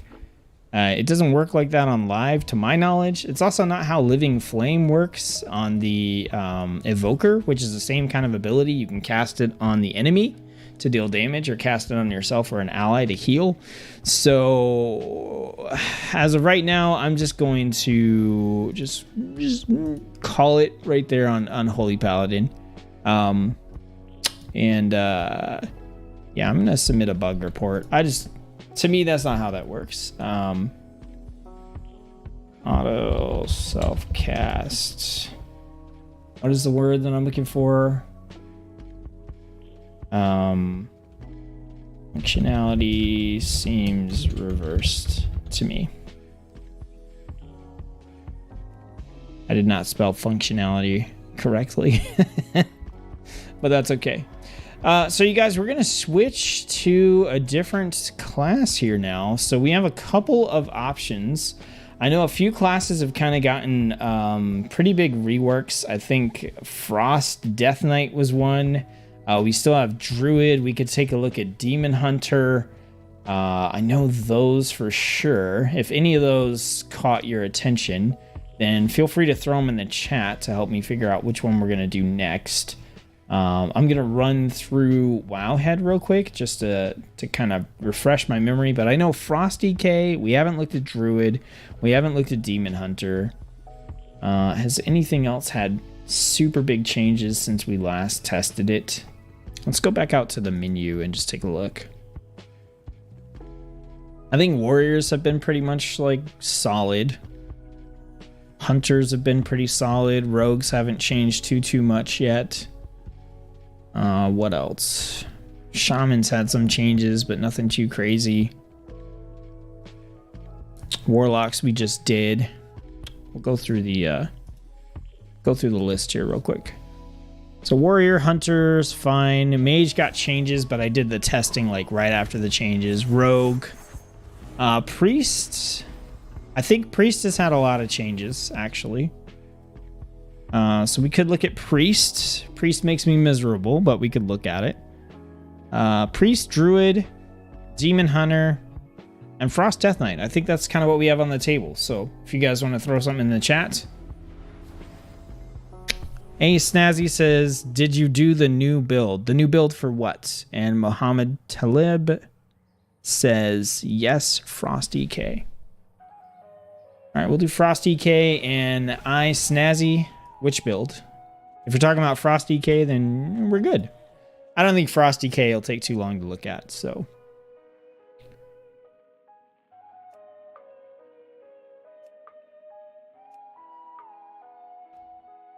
Let me make sure I'm on a template character because I don't want to make a like level 2.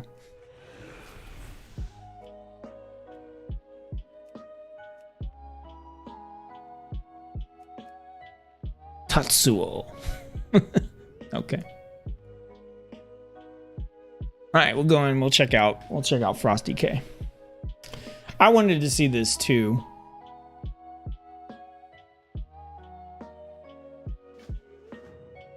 Oh, the new evokers? Yeah, I did the evoker testing on the last stream. So if you look on the channel and you go back to the last live stream I did, I checked out evoker on that one.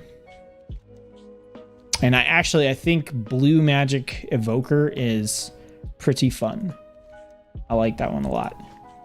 And the Preservation Evoker solo build is the best that I could do, but it's not great. I'm really interested to see their heals, but the this solo build is like it's okay.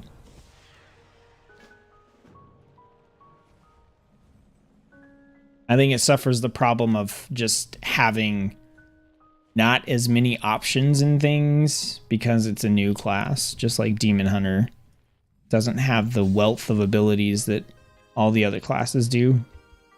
It's the same with Evoker. But the difference is Evoker, the Preservation one, is a healing class. So it's even more limited in the types of things it can take to help increase its damage output. which is fine because it's supposed to be a healer, right? And pretty much, I don't expect most people to go solo on a healer. But I still make the build in case you want to, right? Because what do I know? I would assume most people playing a healer are probably playing with a friend or a significant other or a guild mate, and don't need a full solo build, or they switch to a different spec for solo, but, you know, just do my due diligence and do the build. So the new race can only be evokers. So you can be the new race on the beta, but the new race doesn't have any classes available except for evoker, and no other races can be evoker except for the new race. So it's literally, it's not like Demon Hunter where it's 2 races that can be the class and that's it. It's literally 1 race, 1 class. And even with Demon Hunter, like your Blood Elves can be all kinds of things, your Night Elves can be all kinds of things, but with this, it's just, nope. If you're a dragon, you're an evoker. That's it. End of story. Which I'm not thrilled about.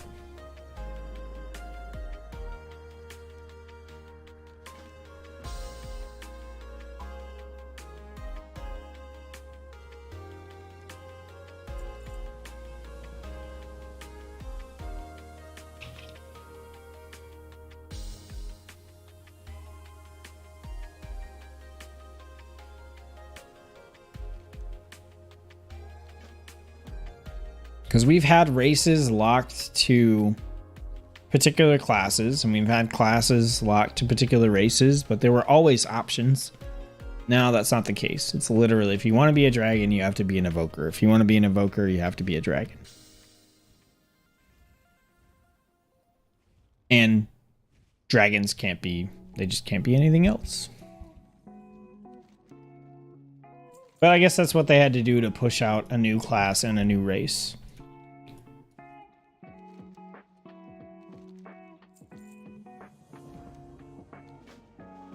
I still wish they would give us a beefier model for the Drakthir if we wanted it. I'd like to be a big hulking Drakthir, like, I'd say warrior, but I've been an undead warrior since vanilla WoW, so I don't think I would change. Oh, don't go anywhere. Don't go anywhere, Zeppelin. Oh my gosh, we're like right on time. Right on time. Come on. Finish the quest. Accept it. Nice. We don't even have to wait on the Zeppelin. Sweet. All right, so we're already Frost. I'm going to pull up my video real quick and see if I can pull that build. We'll see how different it is, actually.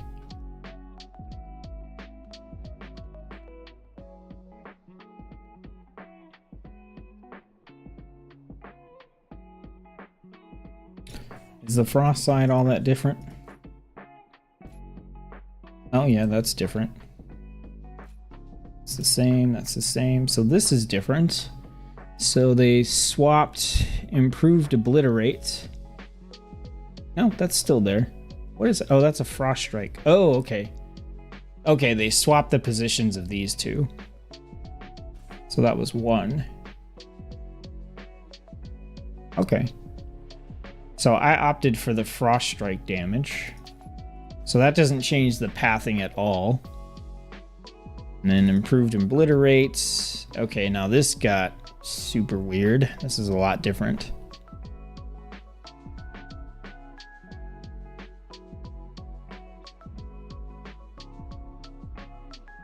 Yeah, it looks like the first gate, all they did was swap the 2. And by gate, I mean like this is a gate. It looks like all they did was swap these 2 really. Oh, they moved Frost Scythe up. Sweet. Okay, well we got improved rune. Oh, did I break it again because I had it open? Yeah, I did. Okay. We're gonna have to wait until we get on the island. I'm at the log and log back in. Apparently, if you have the talent screen open on a load screen, it like breaks the talents. The talent window. I won't be able to change anything until I log out and log back in.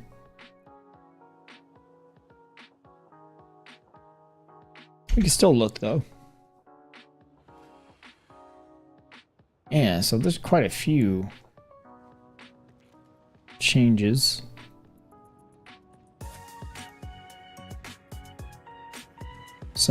A lot more pathing options too. Okay, cool. So we probably have some better build options available in Frost now. What's up? You got a crab? That's a cool mount. I remember seeing the crab. I don't know how you get it. I don't remember how you get it. It's a cool mount though. It's weird that it runs sideways. I mean, that's what crabs do, but still, it's weird to see. Okay, so let's go over to the camp because that should put us in rested. Maybe? Oh, it didn't. Oh, actually, can I just do a reload? Let's see if a reload works. Yep, it worked. Okay, cool. So let's put these back in. Okay, so Pillar of Frost. And then we grabbed Frozen Champion. We did take Murderous Efficiency. So they moved Horn of Winter into the Frost tree and took it out of the class tree. Oh, what else do we have? We did pick up...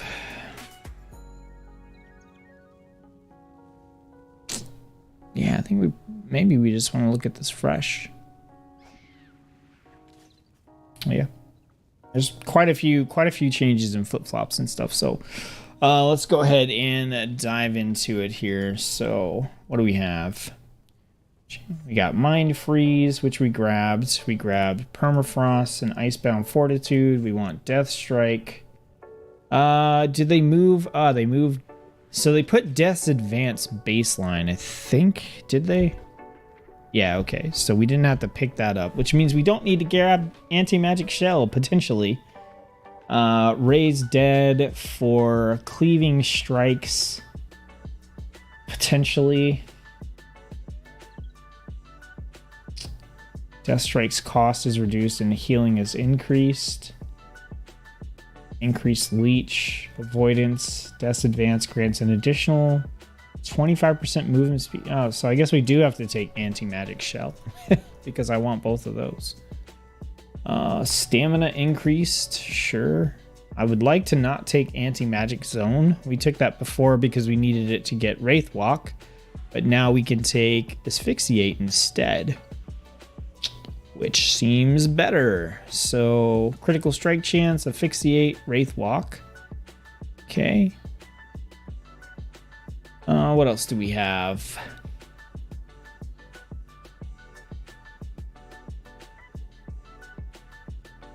Avoidance, Leech, successfully interrupting. Okay.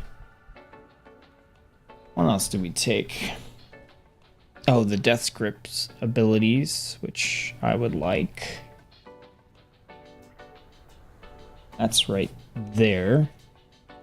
So we'll go Avoidance, Strength, Death Grip Reset, Haste while in Death and Decay. That's probably good.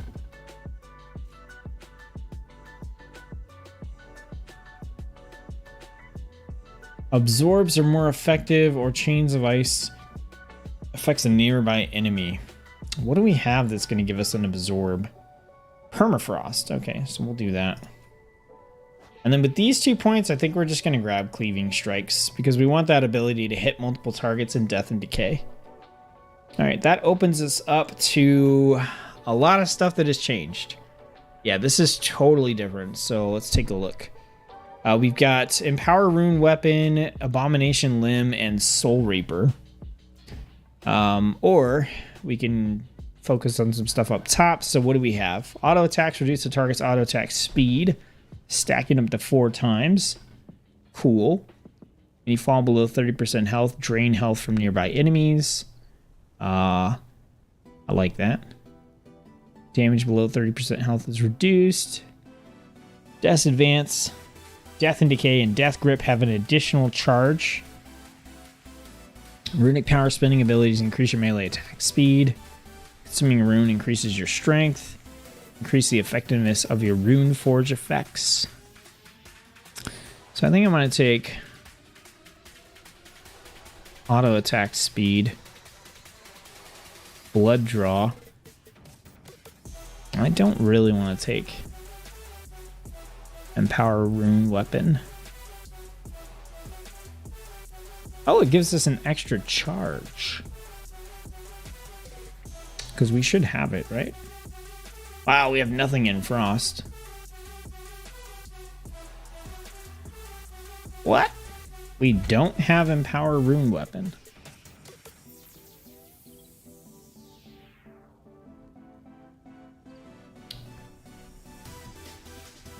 Interesting.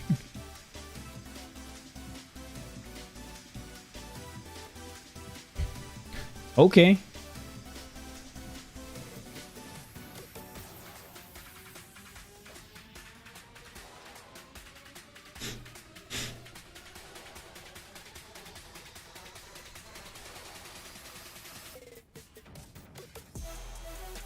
I'm gonna take Leech. I don't know why on Frost, I just like to go real fast with a lot of passives. And that's then dual wield. I like dual wield Frost, which I don't think we are not dual wielding. We're gonna dual wield. So for me, I go for Speedy Frost. As opposed to like the big Obliterate smacks and Froststrike smacks. Alright, so let's do that. So we're going to get Frost Strike, Obliterate, Howling Blast. We definitely want Rhyme. We want Killing Machine. We want Remorseless Winter. I'm a fan of that. Increase your max rune power. Up and increase Frost Strike damage.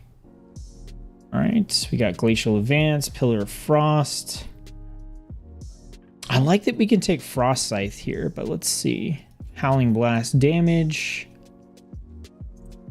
Remorseless Winter damage is increased. First time it deals damage to 3 different enemies, we gain Rhyme. If we're going to go for the big pulls, we want to go for Frost Scythe for sure. Each rune spent extends the duration. I do not want Cold Heart. Oh, there's Empower Rune Weapon. Okay, so we can get 2 charges of it. Potentially. Pillar of Frost summons a Frost Whelp. When Pillar of Frost expires, your strength is increased. Lasts longer for each Obliterate and Frost Scythe critical during Pillar of Frost. We're going to want to take Obliterate. Do we want to take Obliterate damage, or are we going to go for like a Frost Scythe thing here?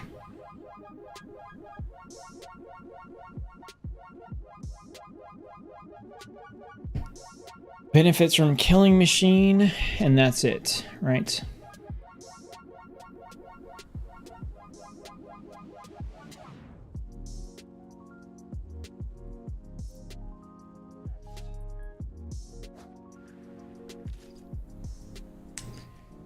Okay, what do we have?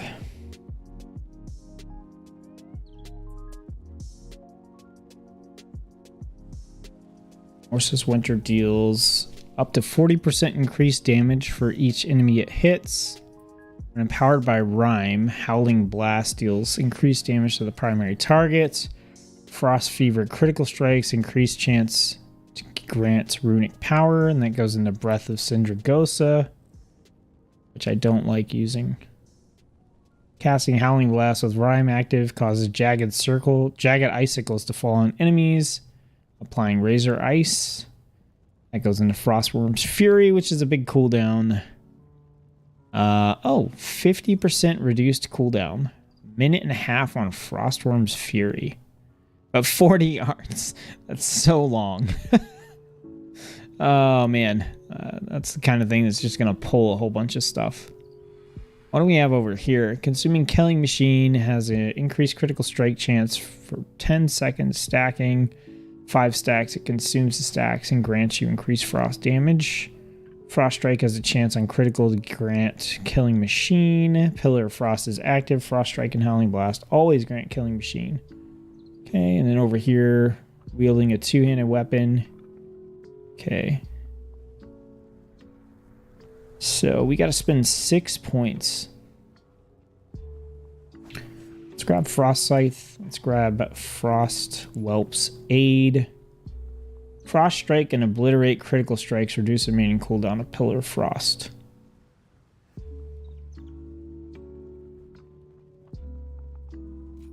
Let's go here. One point left. I want to try this build where we're using Frost Scythe and Remorseless Winter for kind of like an AoE thing here.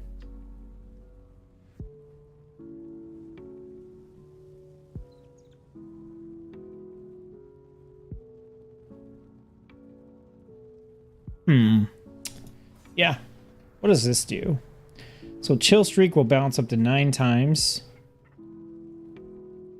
Range is increased, and each time it bounces, it has a chance to increase the max number of bounces, or enemies suffer 5% increased damage from Chill Streak each time they are struck by it.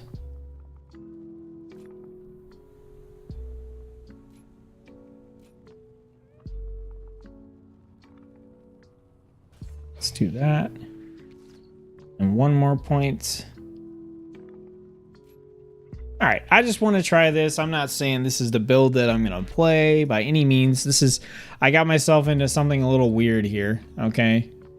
Normally what I would have done here is gone over to the left-hand side and kind of really gone Obliterate, Killing Machine, and kind of went more off the Killing Machine procs, but just because it's here, I want to try this sort of like more AoE-ish kind of thing here.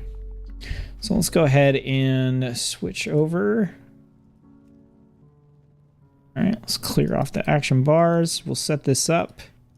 So basically, we're just going to try to pull, 3 things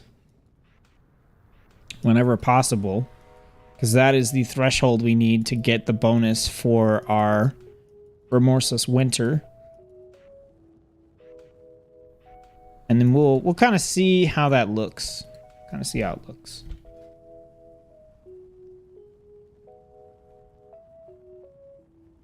So we have, where's it at? First time it deals damage, we gain rhyme. So let's try to like always get rhyme from that. All right. Oh, I gotta enable the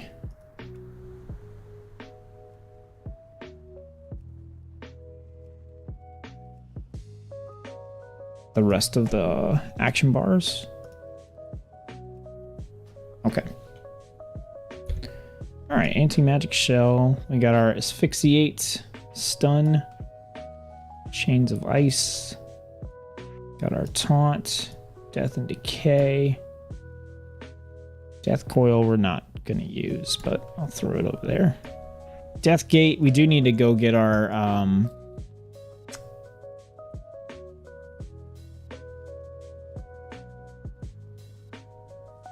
we need to get our runic powered thingies. What the hell am I thinking of? Our rune forge. We got to get our rune forge stuff. That's what I'm thinking of. Okay, Icebound Fortitude, Lichborn, Mind Freeze for the interrupts, Path of Frost, Battle Res, Raise Dead, Rune Forging, got our Wraith Walk. All right, and then in Frost, we have Frost Strike, we have Frost Scythe, we've got Howling Blast, Obliterate, Pillar of Frost, Remorseless Winter. We're going to go here, here, here, here.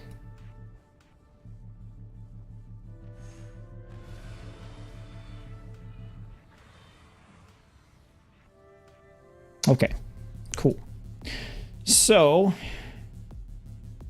let's pop over to our Death Knight home real quick, and we'll throw some abilities on our weapon.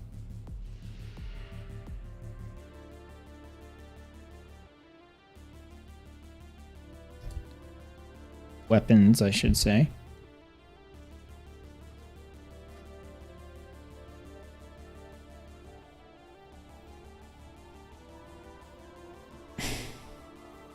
Really?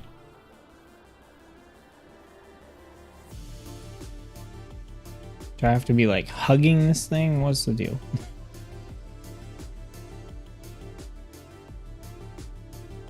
Really? What's going on here? You guys, am I crazy right now? Or is this just bugged? Is this bugged? Requires a rune forge in Ebonhold, which I am standing right next to. And I cannot engrave anything. Okay. Back we go.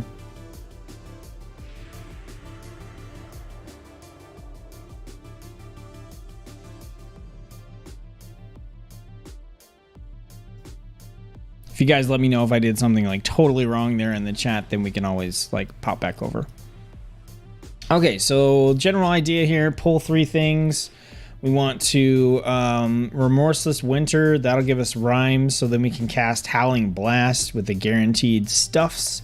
Then we will be spending the rest of our runes on Frost Scythe, and we'll be spending our runic power on Frost Strike. And that's pretty much it. We do have Pillar of Frost. And we have Pillar of Frost summoning the Whelp. And then Pillar of Frost is going to give us increased strength based on how many Frost Scythe crits we get during its little time. Also, is it just me or does it not look like...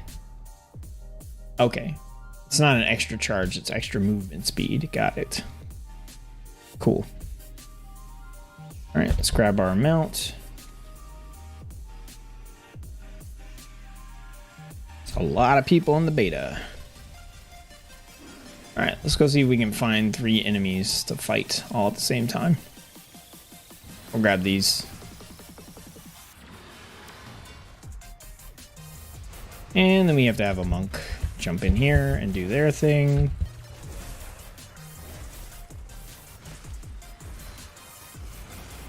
Hit the wrong button.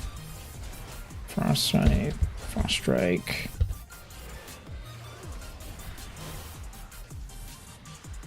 Down to 1 target, so we switch back over to obliterate. I wouldn't really count that just because we had that monk that was in there.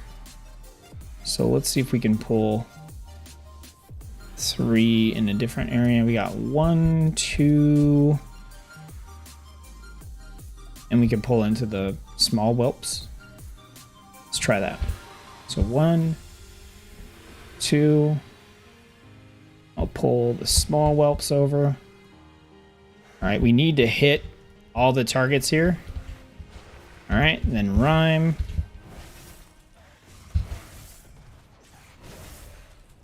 All right, frost strike. We're gonna death strike. Death strike. Frost strike. All right, we're still gonna W.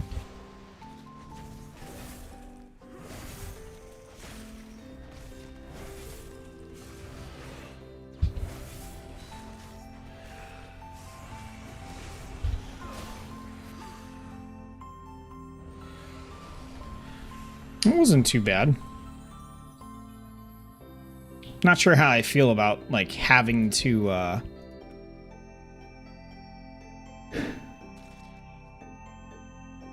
pull 3 to get that guaranteed rhyme. So let's try it without worrying about that, you know, like maybe we just hit 2 targets or whatever. Got 2 right here. Let's grab them. All right, here we go. Spin it up.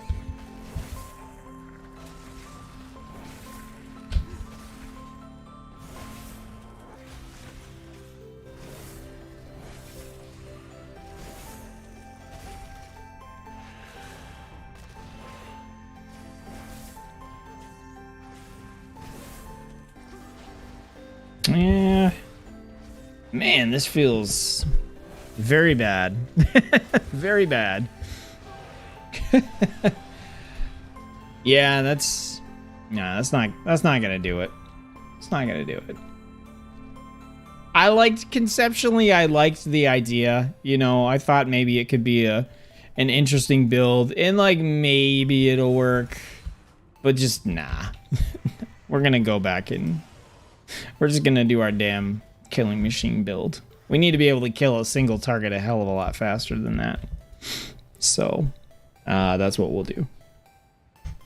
All right, so we're gonna come back in here and we're basically gonna just opt out of all this stuff real quick, and we're gonna keep this. We're gonna keep that. We're gonna go obliterate damage.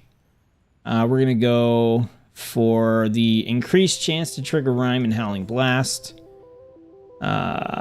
We'll go for Consuming Killing Machine. We'll go for that. We'll go for Improved Rune. I still do like the Remorseless Winter damage. We're gonna go Pillar Frost. We're gonna go there, 2 points there.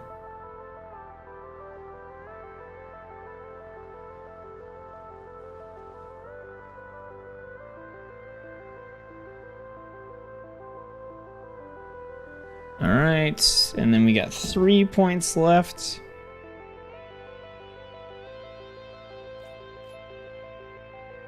Then what do we want? Consuming Killing Machine grants 1% crit for 10 seconds, stacking up to 5 times at 5 stacks. It consumes the stacks and grants you increased frost damage for 10 seconds. When Frost Strike deals damage to an enemy within 5 stacks of Razor Ice, it will consume them to deal additional damage. So we got options. So we want critical, and then that 5 stacks of Razor Ice.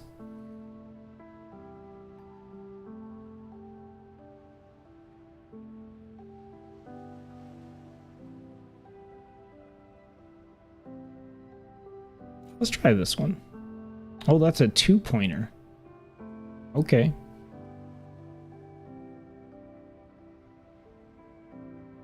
Oh, actually, I want to grab that. Oh, I feel like these points are spread out a little bit. Man,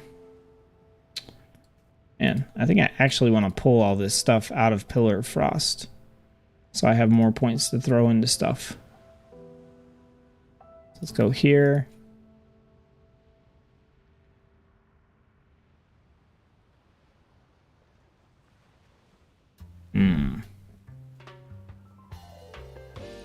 Yeah, the way they change this stuff around, I don't know if I'm loving it.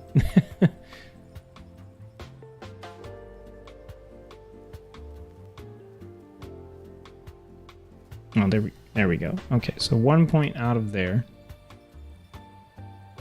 We'll drop it here.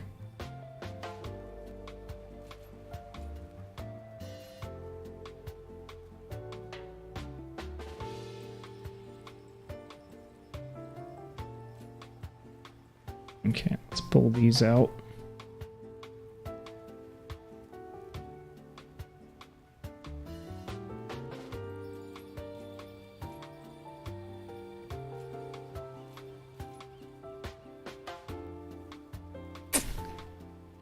Yeah, I'm not in love with what's going on here. Okay, let's do that. So we're gonna go for an obliterate Pillar of Frost cooldown reduction build here, where we'll try to do Pillar of Frost as often as possible. So when we're in there, our Frost Strike and Obliterate critical strikes are going to reduce the remaining cooldown of Pillar of Frost by 4 seconds. So really, we want to get into Pillar of Frost, and then we just want to like slam all of our abilities as much as possible to reduce the cooldown to get back into it. While Pillar of Frost is active, our Frost Strike and Howling Blast always grant Killing Machine and have a chance to generate a rune. So we kind of want to... So for Killing Machine, it makes our next Obliterate critically strike. So we want to build up some runic power, then pop Pillar of Frost, and we can Frost Strike and get Killing Machines, basically. I think we're good with that. I definitely want those additional 5 points that we get from getting to level 70. So we'll try this. We'll try this out. So now we're going to move Obliterate here. Here. Did we get... I don't think we grabbed any new abilities. Yeah, we just got rid of Frost Scythe. Alright, so now there's no real limit. Or a certain threshold we want to hit. Let's grab these two. Okay, we'll grab these 3. That works for me. We're just gonna do this without the Pillar of Frost for right now.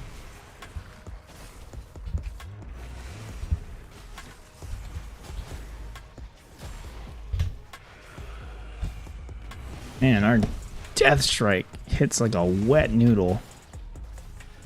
You're not getting like any healing off that. Yeah. I think we're gonna have to go two-hander.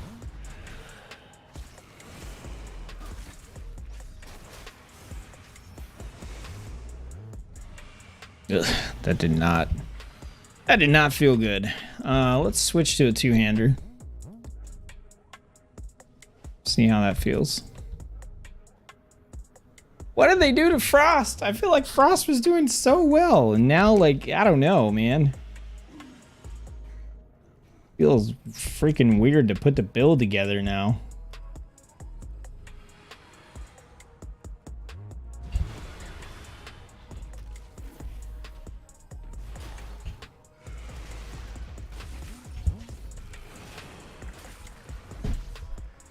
What is this wet noodly frost crap that's going on right now? What did you do? What did you do to him? Oh, this feels bad.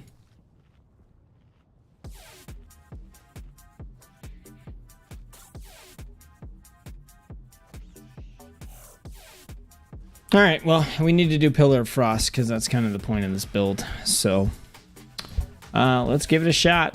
I mean, I don't like when I feel the way I feel right now without Pillar of Frost, so it's not a good sign in my opinion.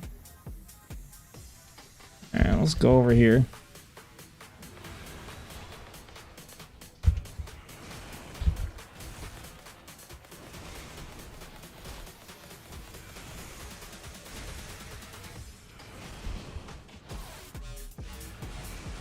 So then we got 30 seconds on Pillar of Frost. We couldn't even kill the thing in the Pillar of Frost window.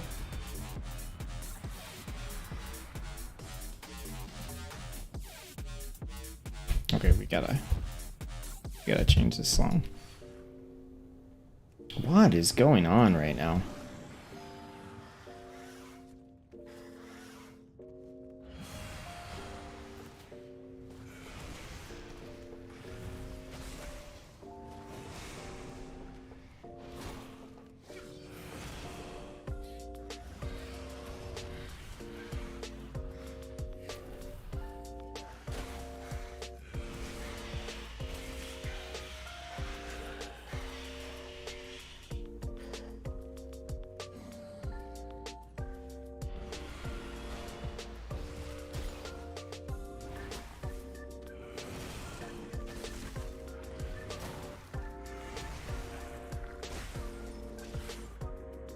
I mean, that was...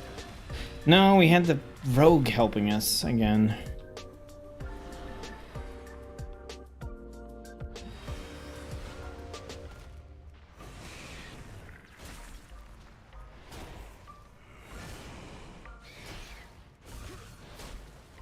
Go away, guy.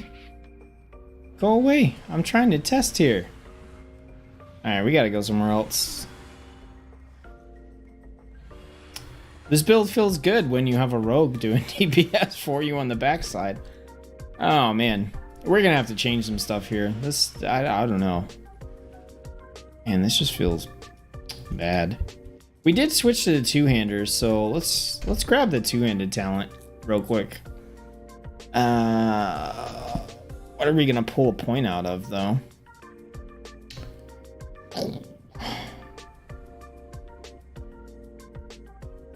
It's like nothing we can really pull a point out of, I think.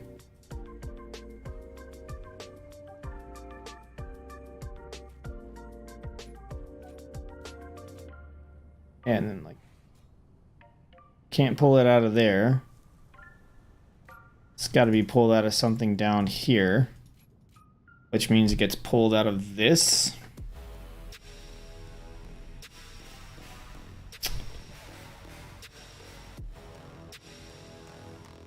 Yeah, let's try it.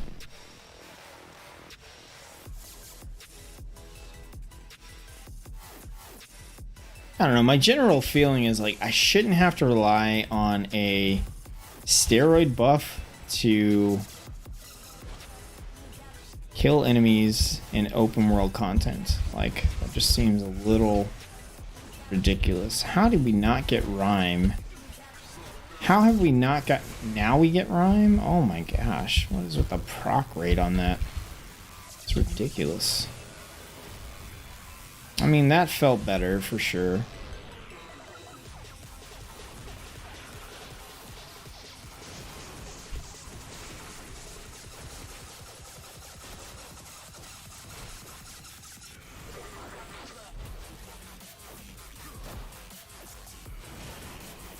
Okay.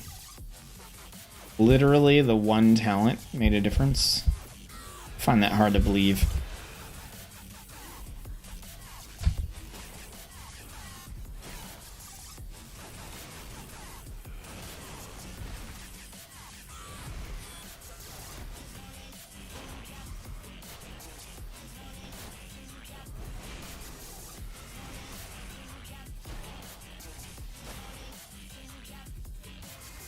I mean, it definitely feels better.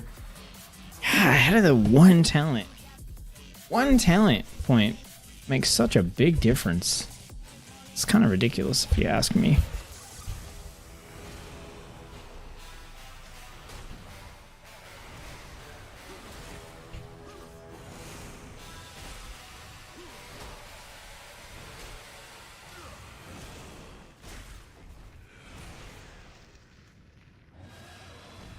Okay. Let's see what changes we can make. What are you guys up to? You're all awful quiet today. Are you all new viewers of the channel? Not really in the chat? What's going on with you guys? Man, I almost feel like I don't even care about... No, the Howling Blast damage done I think is still solid. And I don't know that I would change anything here. The Rune Forge will definitely help. I don't know why, like, I couldn't Rune Forge anything.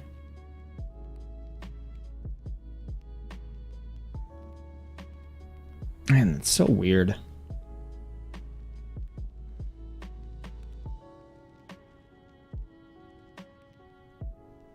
I want to know what the feedback on this tree is.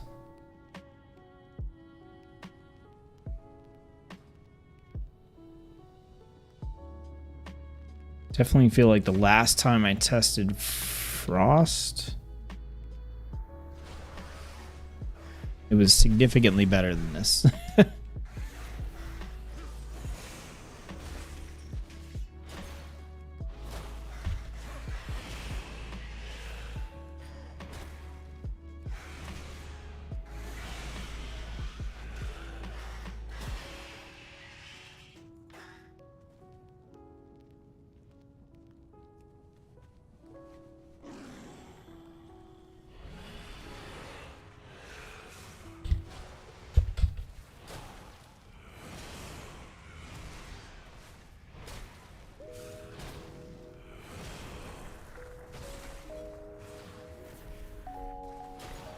Are we getting any perks from being in Death and Decay besides just the AoE spam?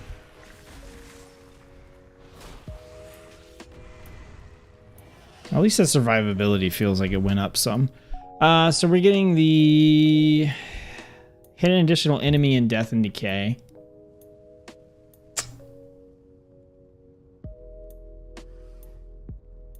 I think that's all we're getting from Death and Decay.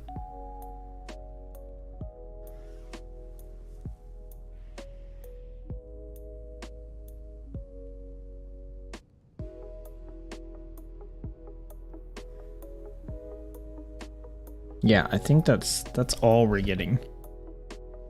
Is that even worth the rune at that point? Like,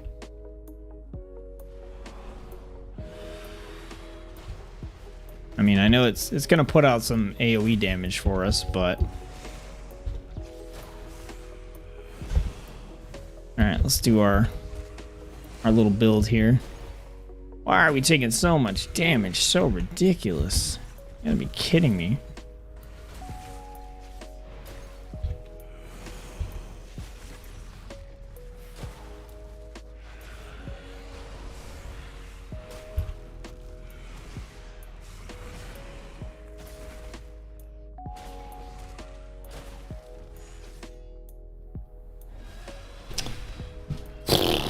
Okay.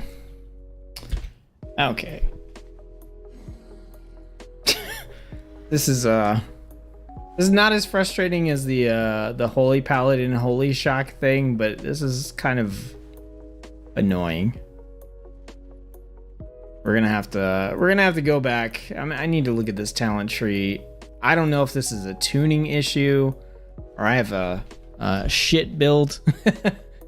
Or I don't know what is going on here, but man, I play Frost Death Knight fairly often. It's like my primary thing that I play outside of Blood DK, and this is feeling like trash right now.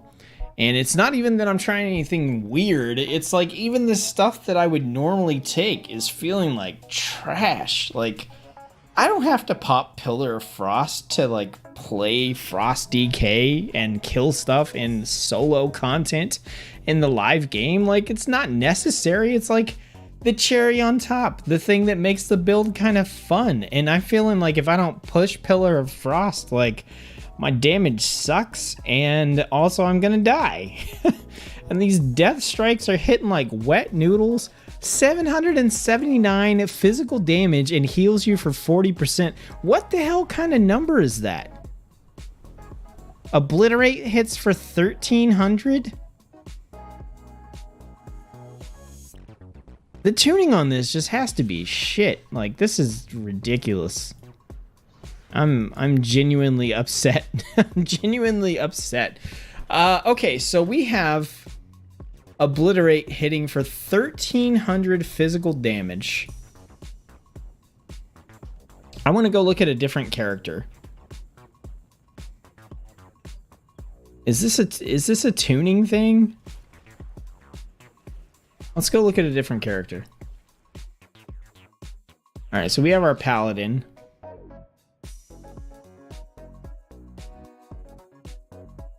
I mean, why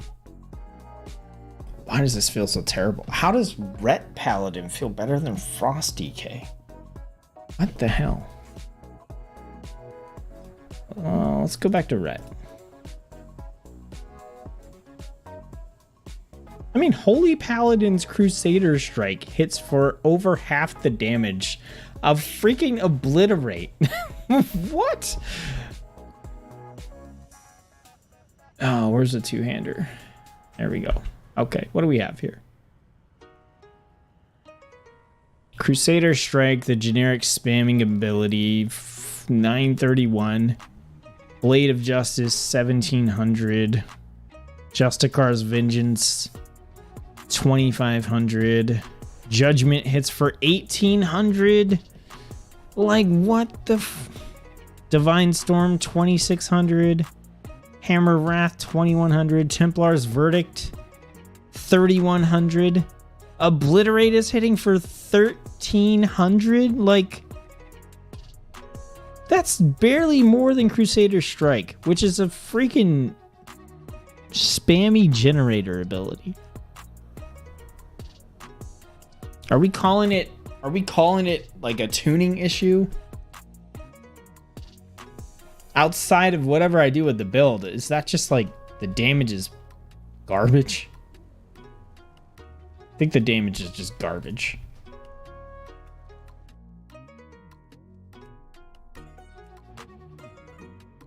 Man.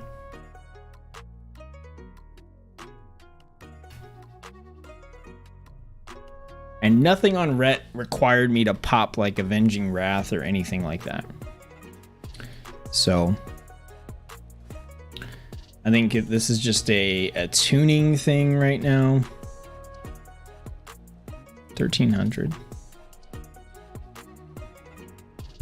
Let's go check. I want to see like what's a killing machine proc obliterate gonna get us. Like what kind of damage is it gonna do?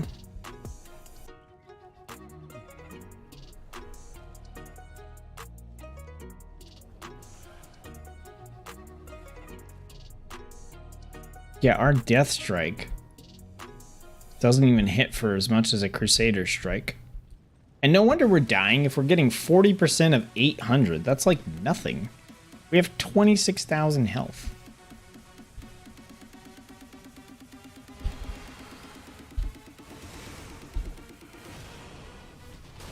All right, Killing Machine. 4,000 on a critical. So we crit again. So yeah, when we're critting, it's okay, but we need those dang obliterate procs. And then how much are we healing for with these death strikes? Give me a proto whelp.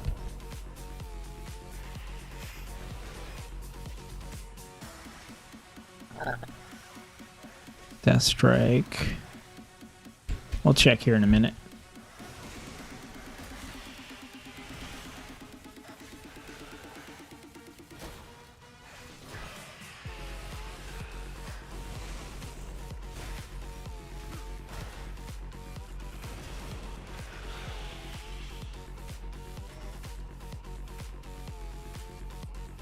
Death Strike healed you for 2,000. How is that even remotely correct? Are my numbers just off here on the tooltips?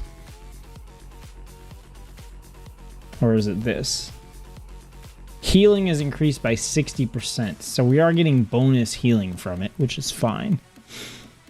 All right, let's pull these points out of the whole Pillar of Frost thing. Let's put them elsewhere. Let's put them here. Here. We got one more point.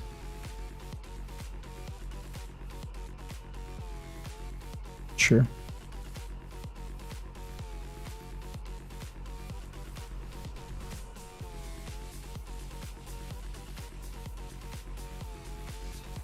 All right.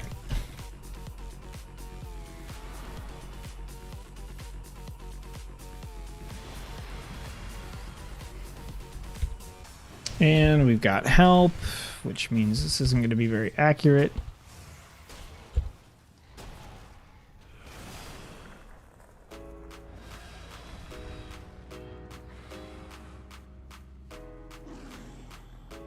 I feel like just running to the other side. We're going to run over to the other area. And y'all are quiet today.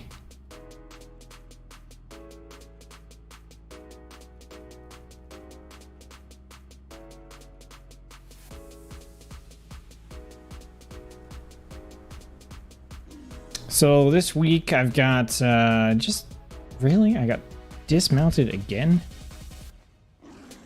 I've got at least 2 videos coming out this week, probably more, but I'm going to be looking at the tanks from the perspective of trying to put together a build for tanking, actually, instead of open world content. So, all right, you come over here. Yes. Then we want to spend runes inside of that to increase the amount of time it's up. That was pretty good. Now, what if we pull 2 targets at the same time? What do we got? Got an orc rogue. No, I don't care about those. I'm gonna pull 2 big targets. Fine.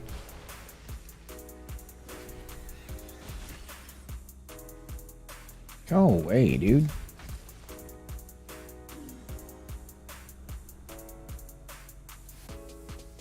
Getting a little salty on this stream. All right, so we're gonna go beyond over here. See if we can find ourselves some things to fight that aren't being messed with by everybody.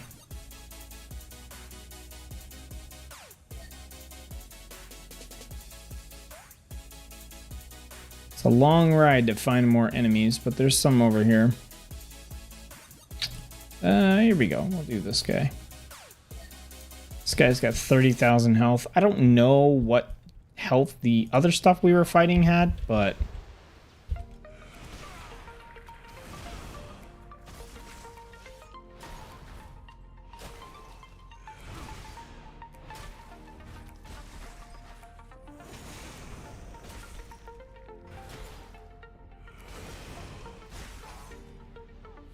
so that wasn't too bad. I feel like that's not that bad, right?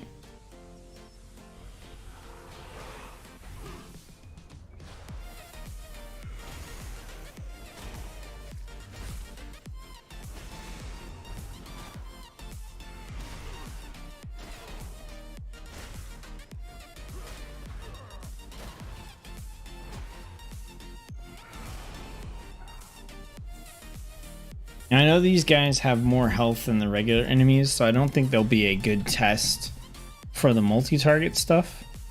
Or like multi-enemy stuff, but we should get some. I think if we keep going this way, we'll run into the little underwater area. Or not underwater, but the kind of like beachy area where we can fight a few things at the same time.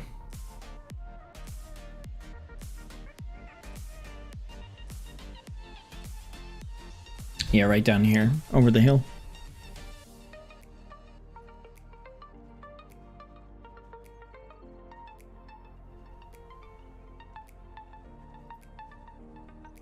Yeah, right down here. I see one of those, man. Hey, it's a magma mammoth calf. Wow, that thing's pretty big.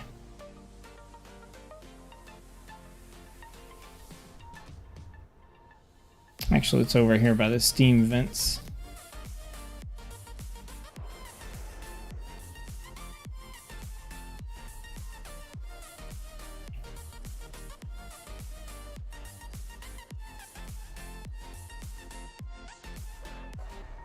See what happens if we pull like a few birds.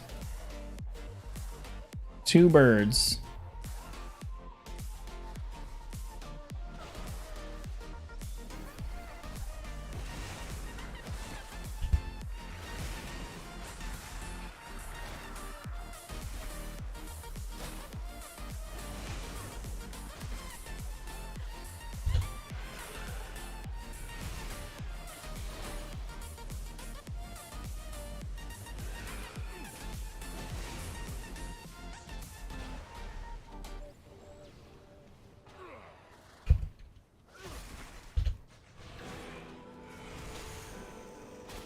Capping out my runic power.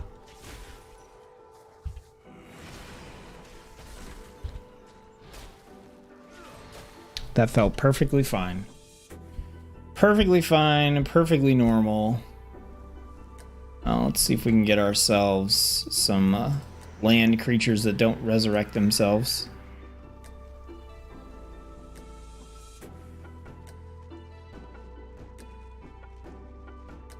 Hochin Bloom.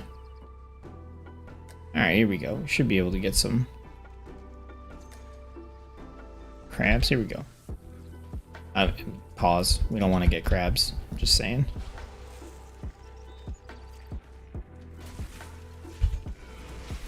Well, that didn't work out great. I wasn't facing the right direction there.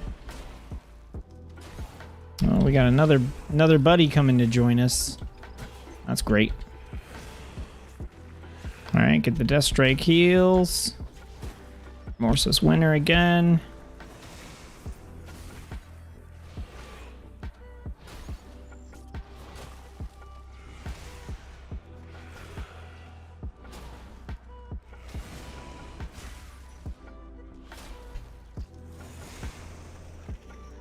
That was totally fine.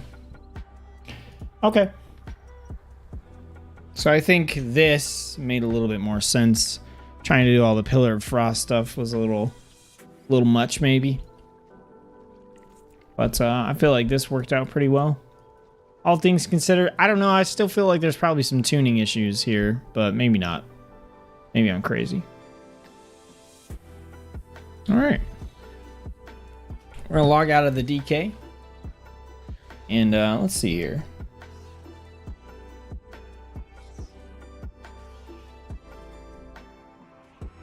All right, we've been going for about almost 3 hours now. So I think this is probably where I think I'm probably going to end the stream here. I mean, I don't mind continuing to stream, but we don't have a very talkative audience today.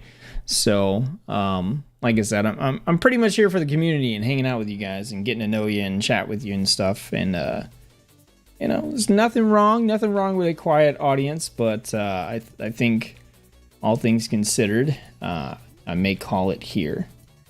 So we do still have Druid and we have Demon Hunter to take a look at. We definitely would not do Druid. That's 4 specializations to look at. We could potentially do Demon Hunter. That's got 2 specs, but I think for now, I'm probably going to call it for the day. Go play some Destiny 2 and do some house chores. You guys, thanks for tuning into the stream. Thanks for chatting for those who did. I definitely appreciate it.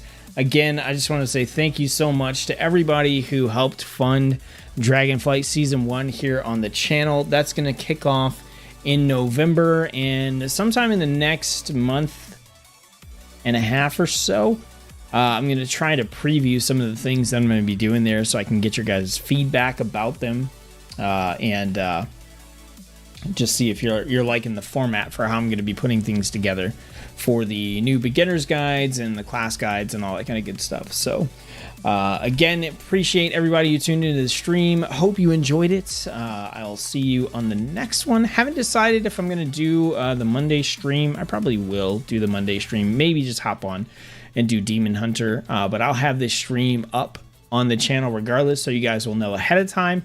And then, like I said, I've got at least 2 videos. Possibly I might record some more coming out this week. But we've got content coming, and it'll continue to come. So lots of exciting stuff, beta keys, you know, all that kind of good stuff. So, yeah. All right, everybody. Y'all have a good rest of your weekend, if it's still a weekend for you. If not, hope your first day back at work is not too terrible.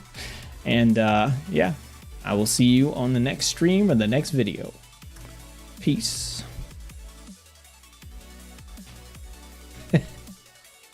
Let it keep rolling for a minute.